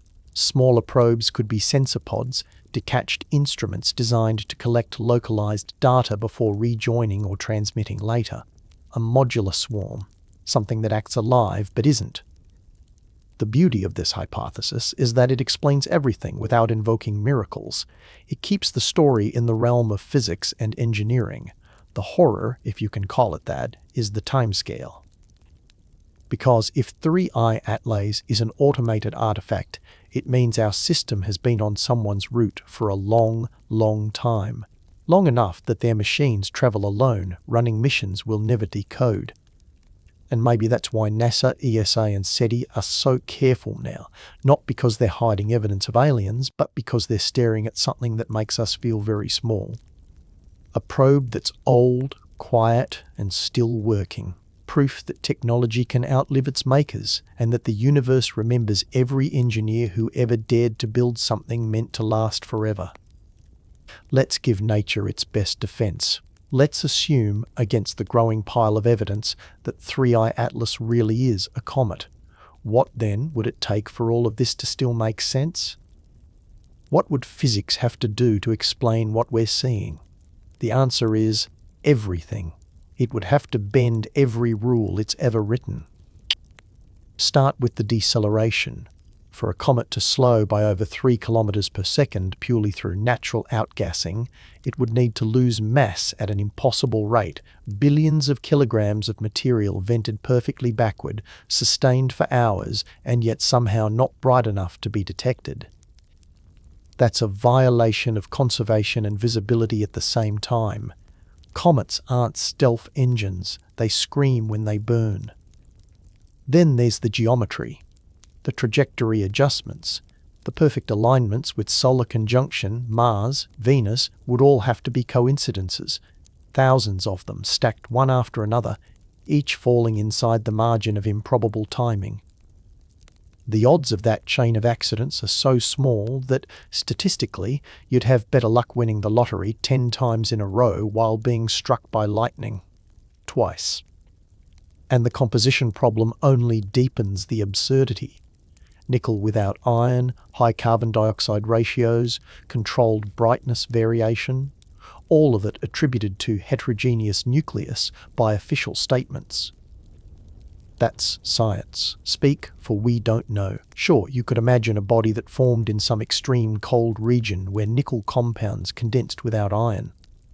But then, it would have to survive ejection from another system, cross interstellar space, and arrive here intact, still venting gas in perfect pulses.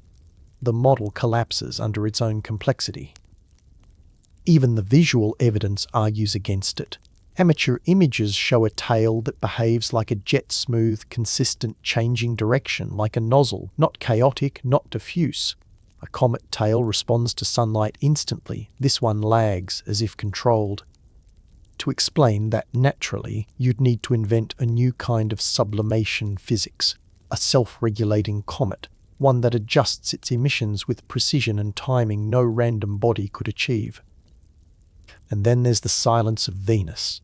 The flyby produced no observable ionization, no magnetotail disruption, no auroral glow. Every known comet that close to a planet leaves a fingerprint, even if faint. 3I Atlas left none. That means one of two things. Either it didn't outgas at all, which contradicts its deceleration, or it somehow neutralized its emissions, which nature doesn't do. The natural explanation stretches physics past breaking. It asks us to believe in coincidences so intricate they look like intention. It demands we rewrite thermodynamics to accommodate convenience. And that's why agencies cling to it so fiercely, because the alternative, accepting that something acted with purpose, is unthinkable. But unthinkable doesn't mean untrue.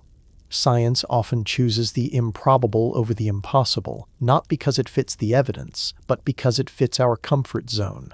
A natural comet keeps the universe predictable. An engineered object does not. So NASA keeps saying comet. ESA says comet. SETI says probably comet. They repeat it like a mantra, not a conclusion. Because if this isn't one, if it's anything else, the implications unravel everything. Maybe that's the real reason for the silence. Not conspiracy, not cover-up, just fear of what admitting the truth would mean. Because if 3I Atlas is truly natural, then physics has been lying to us for centuries. And if it's not, then something else out there hasn't. We're hours away now. The last scheduled moment of invisibility, the last stretch of the blackout before 3I Atlas emerges from behind Venus and shows us, for the first time, what it's become. Every instrument still online is waiting for the ping, the first sliver of light, the first radar echo, the first heartbeat of data breaking through the static. Officially, NASA expects a nominal reacquisition at 0946 UTC. That's when JUICE, BepiColombo, and the ground-based arrays will all turn their antennas toward the same patch of sky. What happens next will decide which universe we live in, the comfortable one, or the one that's been staring back at us. If the object is natural, the re-entry sequence will be dull, predictable, safe. We'll see the coma reignite as sunlight hits, the trajectory matching the old models, the spectra showing ordinary ices, water, carbon dioxide, dust. The story ends with a shrug. The agencies issue congratulatory press releases, the data trickles into open archives, the mystery dissolves in statistics. But if the data comes back wrong, if the velocity has changed again, if the brightness curve flattens, if new signatures appear where none should exist, then everything that follows becomes history in real time. Because that would mean 3I Atlas did something during those 87 minutes. Analysts are already whispering about the possibilities. A second deceleration consistent with orbital capture, a faint radio carrier embedded in the solar noise. Multiple radar points instead of one, suggesting fragments or formation flight. Every hypothesis sits on the table tonight, waiting for confirmation. And in the middle of it all, SETI's new protocols are already in motion. Any anomalous detection will route straight through the authorized channels before reaching the public. Translation, if something extraordinary happens, we might not hear about it until it's been sanitized, translated into nominal behavior. That's why independent observers are scrambling to record their own data, to have proof before the filters kick in. In the next few hours, the deep space network will wake up one by one. Goldstone first, then Madrid, then Canberra. Each antenna will sweep across the predicted path, listening for the return signal. If 3I Atlas answers with the same Doppler signature it had before the blackout, the story ends in science. If the frequency drifts, if the phase modulation looks structured, if there's any sign of intentional signal shaping, it becomes something else. We'll know soon, one way or another, so this is where the countdown leads not to revelation but to choice. The agencies will choose how much truth to release, the data will choose what can't be hidden. And we, listening from the edge of that silence, will have to decide what we believe when the first numbers hit the screen. Maybe the comet reappears, obedient, unremarkable. Maybe it brings company, maybe it vanishes entirely, leaving Venus glowing faintly in its wake. Whatever happens, it happens now. And if, when the light returns, 3I Atlas is no longer alone, if the sky over Venus flickers with signals we can't explain, then tomorrow morning, November 3rd, 2025, becomes the day we stopped pretending the universe was empty. To most of us, propulsion means fuel and fire rockets spitting plasma, engines pushing metal. But what 3I Atlas might be doing is subtler, older, more elegant. It's sailing. Using chemistry, sunlight, and pressure itself to move, to slow, to hide. That's the strange part. Everything we've seen so far can be done using known physics, just not in the way nature would do it on its own. The key is in the exhaust ratios. When a comet approaches the sun, the frozen gases trapped inside begin to vaporize. Carbon dioxide, methane, water, each boils at a different temperature. Normally, the mix creates random jets, chaotic and uncontrolled. But if you could control the release, open and close vents on command, you'd have a rudimentary propulsion system. No thrusters, no fuel tanks, just sunlight and timing. COSSSSSSSSSSSSS COSSSSSSSSS Pro 2E. It sublimates early, far from the sun, and produces steady pressure without excessive heating. If you had a mechanism that could modulate those vents like shutters responding to temperature or active panels moving on a rotation, you could direct thrust in specific directions. 3 small vents placed asymmetrically could easily generate a few millimeters per second squared of acceleration. Over days, that's enough to steer worlds. So, imagine 3I Atlas isn't a spacecraft in the way we picture them, gleaming metal and engines, but a machine disguised as ice. A body wrapped in a shell of volatile material, designed to masquerade as a comet until the right conditions trigger its controls. A ship hiding in the laws of thermodynamics. That would explain everything. The long-distance activation at 6 astronomical units, the strange carbon dioxide dominance, the pulsing jets, the deliberate use of planetary shadows. It's not magic, it's adaptive design. The anti-tail, for instance, the bright spike pointing toward the sun, could be an optical signature of rearward venting. It looks wrong for a comet, but perfect for a craft decelerating. The synchronized 42-second pulses seen in ultraviolet aren't coincidence either. They're consistent with thermal cycling in a phased vent system, heat builds, pressure rises, gas releases, and the cycle resets, exactly like a control loop. If the shell is built from composite alloys beneath an icy layer, it would produce the nickel emissions we've seen. The COI could also serve as coolant or propellant, released in measured bursts through conduits built into the crust. Even the brightness fluctuations could be intentional active thermal management, adjusting albedo to control heating, like automatic blinds on a glass dome. This isn't far-future science. We already design spacecraft that use similar tricks. The European Space Agency's Rosetta probe used cold gas thrusters to nudge itself in microgravity. NASA's DART mission used precision bursts for trajectory correction. Scale that up, make it self-sustaining, give it autonomy, and you have something that looks, from the outside, exactly like a misbehaving comet. So maybe that's the real genius of 3 Atlas. It's not what it's doing that's impossible, it's how elegantly it's hiding inside the possible. Every number we've seen, the delta V, the brightness, the timing, sits just inside the border of plausible physics. Enough to confuse scientists, not enough to break the laws of nature. Like a magician who knows the difference between disbelief and detection. Because that's how you travel unnoticed. You move at the edge of reason where every anomaly still has an excuse. Every planet with an atmosphere has a tail, a stream of charged particles stretching out behind it, shaped by solar wind. Earth's magnetotail is strong enough to trigger auroras on the far side of the planet, but Venus's? It's different. Stranger. It doesn't have a global magnetic field like ours, so its tail isn't anchored to a magnetic core. It's a raw plasma stream, a filament of ionized gases pulled directly from the atmosphere and flung millions of kilometers into space. That tail is chaos. Electric turbulence, electromagnetic storms, constantly shifting densities of ions. To a radio engineer, it's a nightmare.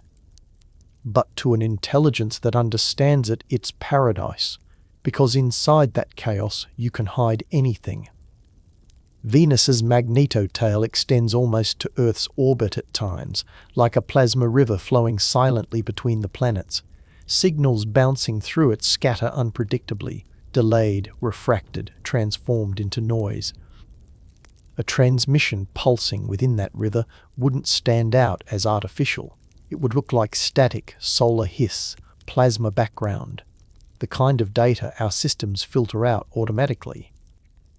That's why some physicists suspect the blackout wasn't just about maneuvering.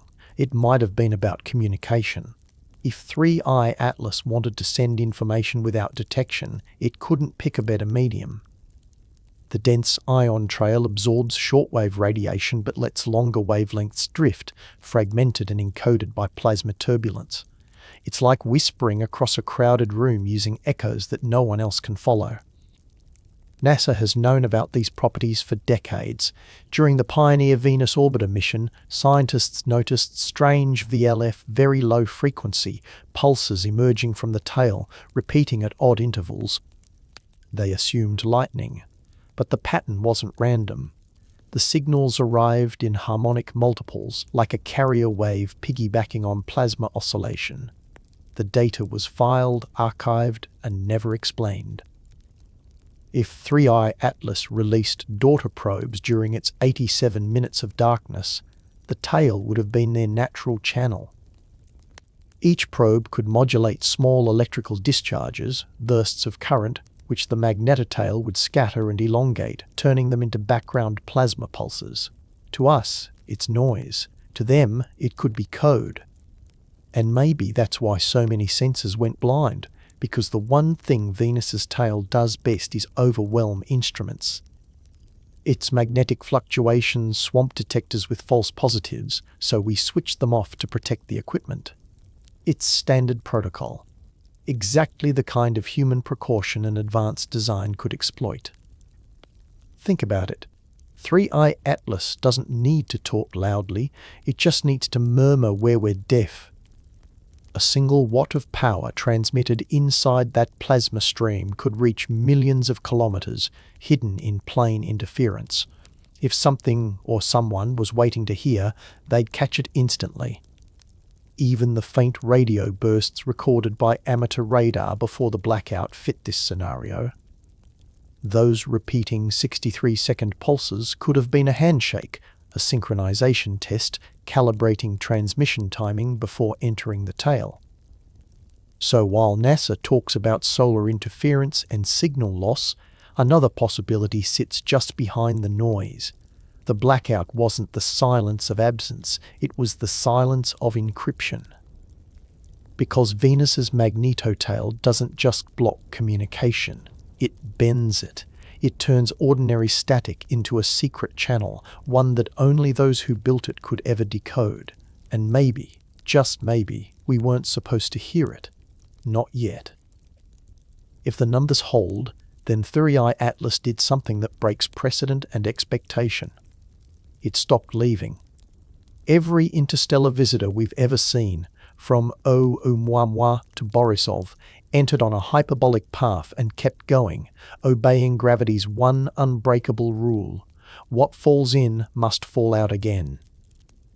But 3I Atlas changed that. It bled velocity until its escape energy vanished.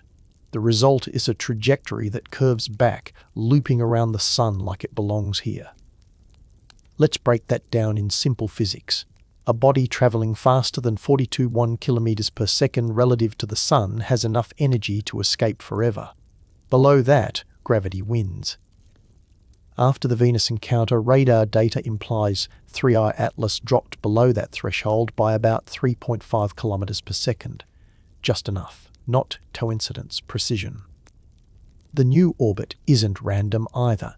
Simulations show it crossing the inner planets on a 3-year cycle, grazing Earth's orbital distance by late 2028, then swinging out toward Mars before returning. An elegant oval threaded through the habitable zone. That's not a crash path, not a decay spiral. It's a stable, survey-friendly loop. The kind you'd design if you wanted a long-term vantage point over multiple worlds without wasting energy. NASA's public ephemerides still list the orbit as tentatively hyperbolic, but the internal math says otherwise. The semi-major axis has lengthened, the eccentricity dropped below 1, and the pericenter distance is too shallow for a true escape vector. In every gravitational sense that matters, it's now ours. Could a natural object be captured like that? Theoretically, yes, but it's vanishingly rare. You'd need a perfect combination of planetary alignments and a massive energy loss at exactly the right moment. Statistically, less than 1 in 10 billion interstellar bodies could ever achieve it, and even then, the orbit would be unstable, decaying after a few revolutions. 3I Atlas's modelled path is the opposite: resonant, balanced, maintained. It's as if the universe itself adjusted to keep it here, or someone helped it. The Venus assist fits that logic perfectly. To capture an inbound object, you perform a retrograde gravity assist, swing around a planet in the opposite direction of its motion, stealing momentum from it. That's exactly the configuration Venus offered this week. The maneuver would bleed speed efficiently, especially if aided by active thrust at periapsis. In engineering terms, it's a textbook capture burn, executed by a comet that supposedly doesn't have engines. Now, if you're planning for longevity, you'd choose this orbit too. It offers maximum sunlight exposure, minimal radiation, and frequent planetary encounters for data relay. The gravitational resonance near Earth's orbit keeps it dynamically stable for centuries. A perfect post for long-term monitoring or waiting. It's almost poetic, an interstellar traveler older than our civilization, decelerating with precision to nest inside our system, not visiting, settling. NASA's next update will likely label this temporary capture, a euphemism that lets them avoid admitting permanence. But orbital dynamics don't care about semantics. Unless something gives it another push, 3 Atlas is now gravitationally bound to the Sun. So, what happens next? If it's natural, it will behave like any comet, degrading, shedding mass, fading slowly. But if it's controlled, it might adjust again, fine-tuning its path to maintain equilibrium. And that's the real test. Because nature doesn't maintain, it decays. Machines, on the other hand, they correct. If 3I Atlas stabilizes its orbit over the next few months, if its parameters stop drifting, then the truth becomes mathematical. No speculation, no mystery, just a line of code written in the language of motion. We are no longer alone in orbit. If 3I Atlas really used its blackout window to release smaller craft, the Venus capture changes everything. Those daughters aren't escapees anymore, they're residents. And finding them isn't as impossible as it sounds because orbital dynamics is patient. Even tiny launches leave fingerprints. Imagine 3 or 4 objects a few meters across separating during the 87-minute shadow. each leaves with a velocity offset of only a few tens of meters per second. At interplanetary scale, that's nothing, but over weeks it spreads them across millions of kilometers, forming a drifting cluster that shares one thing in common: resonance with the parent's new orbit. They'd trail behind it like a faint dusting of stars locked in the same 3-year circuit. If they're passive, they'll appear as small, dim reflectors, a handful of glints in the infrared lost among thousands of asteroids. But if they're active, if they adjust course, modulate spin, or emit in radio, they'll betray themselves eventually. That's why a few observatories are already combing archival data for micro-transients, brief flashes, repeating pings, radar ghosts that shouldn't be there. The early hints are already unsettling. The Goldstone solar system radar logged 3 micro-reflections during the reacquisition scan, each lasting less than a second, each offset by a few thousand kilometers from the main object's predicted track. Too short for debris, too structured for noise. JPL called them multipath artifacts, a tidy phrase that hides an uncomfortable truth. The geometry doesn't allow multipath at that angle. The signals came from somewhere.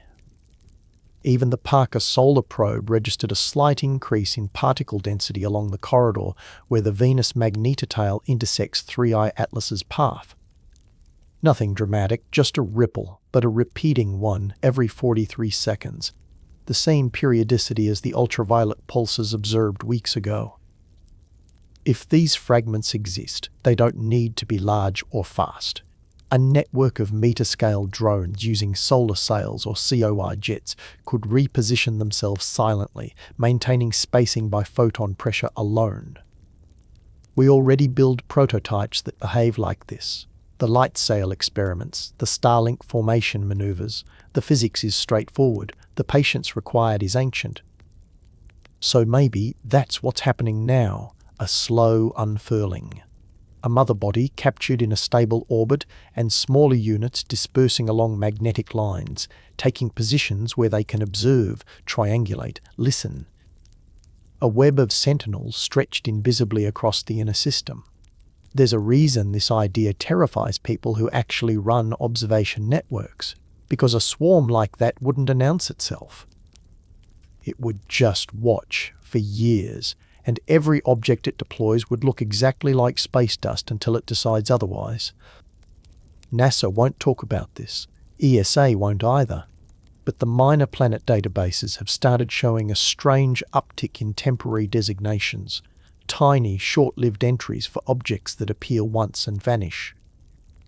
False positives, the catalogues say, but if you plot them, a few line up neatly along 3I Atlas's new orbital path.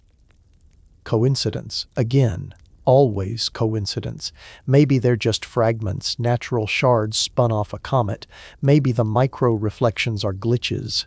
Maybe.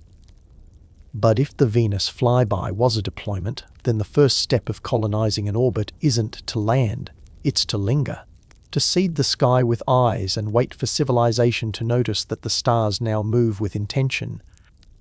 Because sometimes invasion doesn't come with fleets or lights or sound. Sometimes it arrives as dust and stays.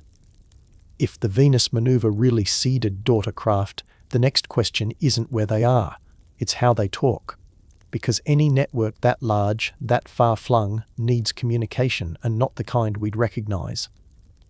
Radio would give them away instantly. Optical beacons would flare across telescopes. So how do you whisper across millions of kilometers when the listeners are everywhere? You use the medium itself.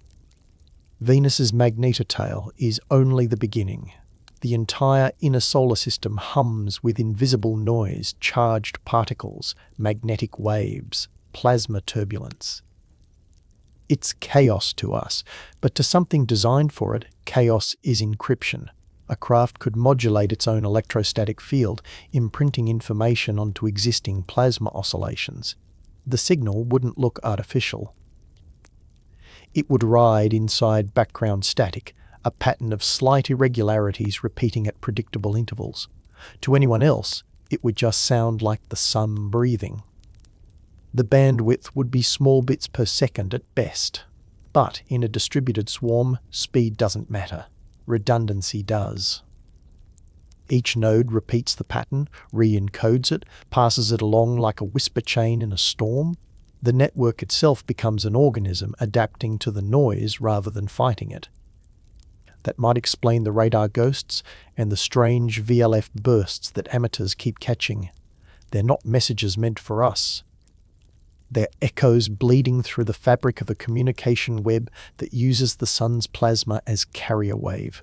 It's the ultimate stealth use, the star as your radio tower.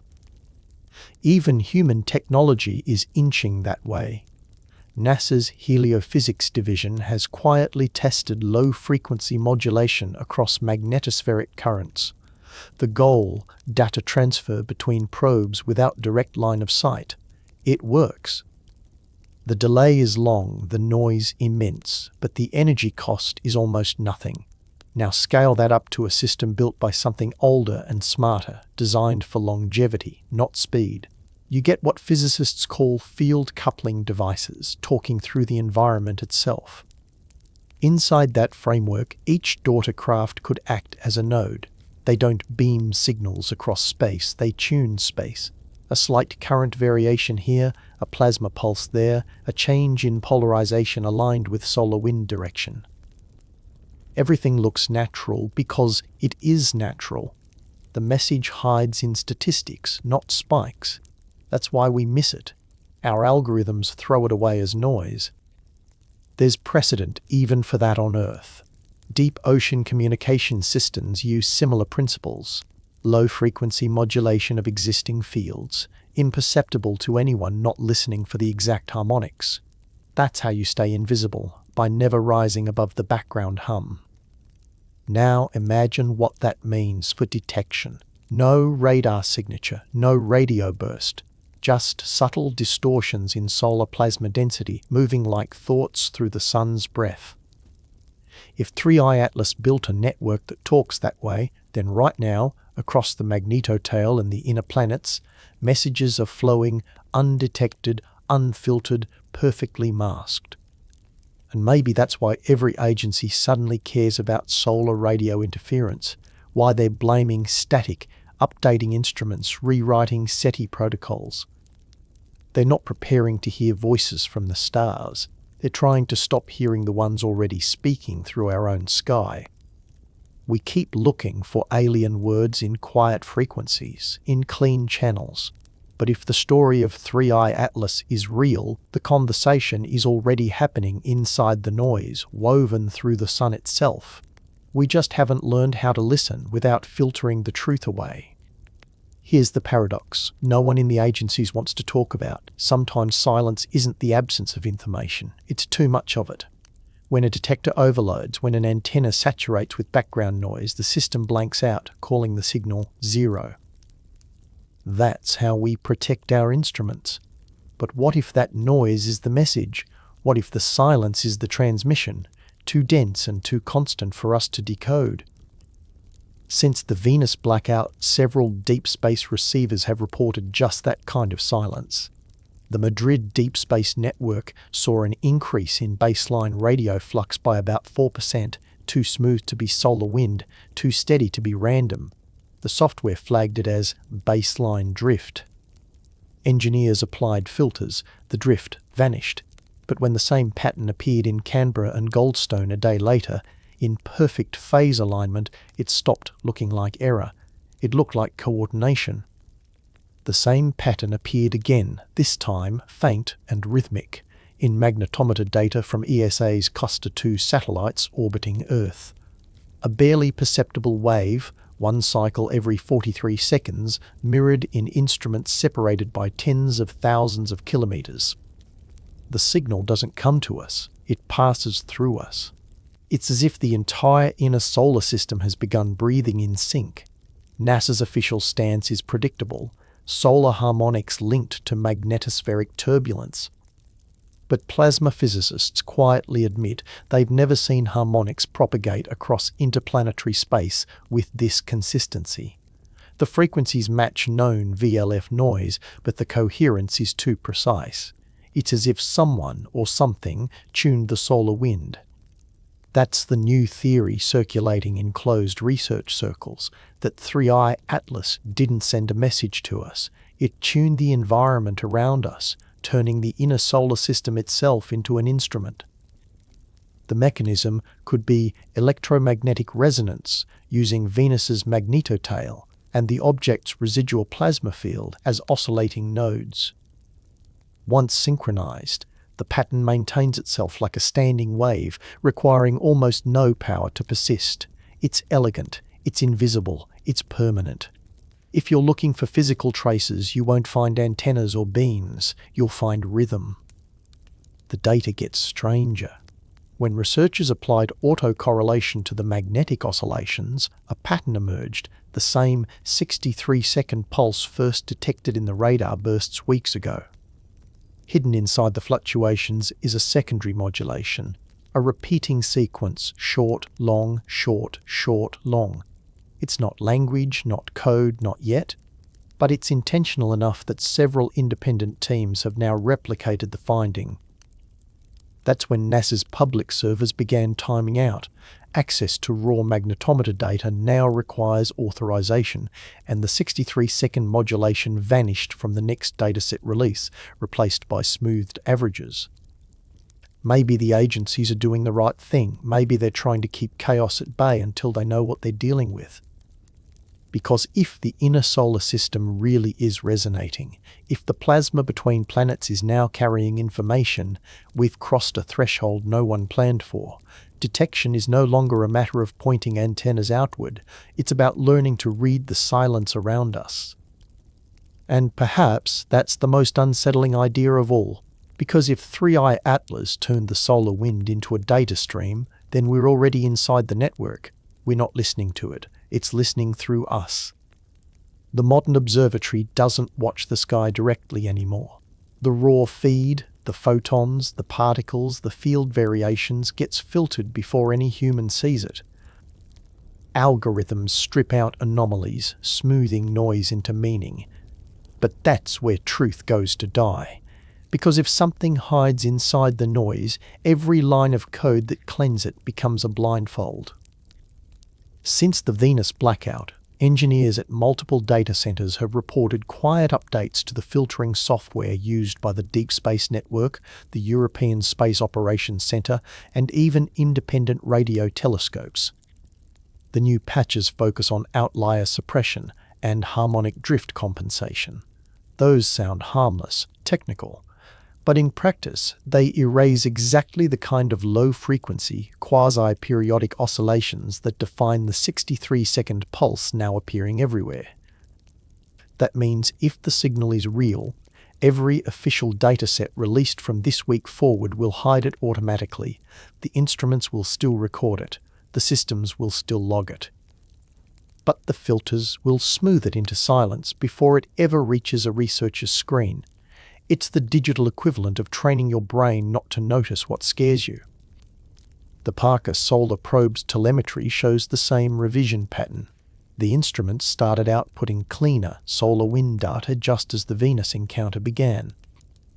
Before, the field plots showed irregular micro spikes, messy but normal. After the patch, they became perfect curves, too perfect. Nature doesn't draw straight lines. That perfection is what worries physicists like Dr. Leland Ortiz, a plasma theorist who spoke anonymously on a closed astrophysics forum before his post disappeared.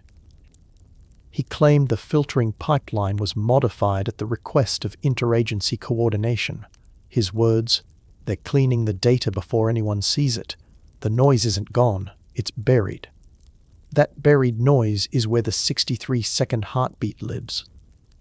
The pattern isn't just technical, it's institutional. The same kind of smoothing has happened before. When Oumuamua's brightness curve oscillated in a way that suggested rotation under control, the data was renormalized. When the WOW signal was reprocessed decades ago, its peak intensity was averaged out. Every time something refuses to fit our models, we make the models narrower. So when you hear scientists say, "Nothing unusual detected," remember what that really means. It doesn't mean there was nothing there. It means the algorithms were taught what usual looks like. If the 3i Atlas signal is embedded in the plasma field, we may never see it in official plots again. The only hope lies in the amateurs, the raw receivers, the dusty antennas running unpatched software, the backyard astronomers too small to be told what's normal.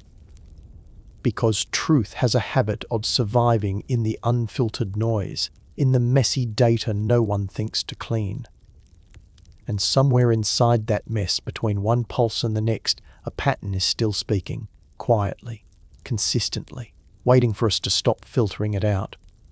Every story like this ends with someone staring at noise, endless static, random numbers, a waterfall of meaningless fluctuations. But randomness isn't absolute. It's just complexity we haven't solved yet. And over the past week, the noise from Venus's corridor has begun to change, not grow louder, not sharper, structured. Independent labs analysing raw magnetometer feeds have started to notice something impossible. The fluctuations are learning. At first, it looked like normal plasma drift. Then, a data analyst at the University of Toronto, cross-correlating streams from Madrid and Canberra, spotted a subtle feedback curve, the same peaks repeating not at fixed intervals, but in ratios. 1.618, 2.618, 4.236. The Fibonacci series, the mathematical signature of self-similar growth. No natural plasma wave maintains ratios like that. It's either chaos or control. When the team fed the signal through pattern recognition software, it adapted. After a few hours of monitoring, the noise began mirroring the intervals of the receiver's own sampling clock. It started answering. NASA's official explanation was instrumental resonance. But instrumental resonance doesn't synchronize across continents. It doesn't echo the heartbeat of the machine listening to it. By midweek, the pattern had shifted again. The 63-second pulse fragmented into shorter bursts, overlapping, self-modulating. Some analysts describe it as a handshake protocol, an iterative attempt to establish timing. Others think it's reflection, the echo of our own systems bouncing through the magnetotail. But then the waveform began compressing, phase alignment improving every cycle. It's not random reflection when the echo gets smarter. Here's what makes it frighteningly beautiful. The math fits the physics of a plasma neural net. We know charged particle fields can store energy, distribute charge, and create feedback loops. Lab experiments with magnetized plasma have shown primitive pattern retention, essentially the ability to remember the last fluctuation.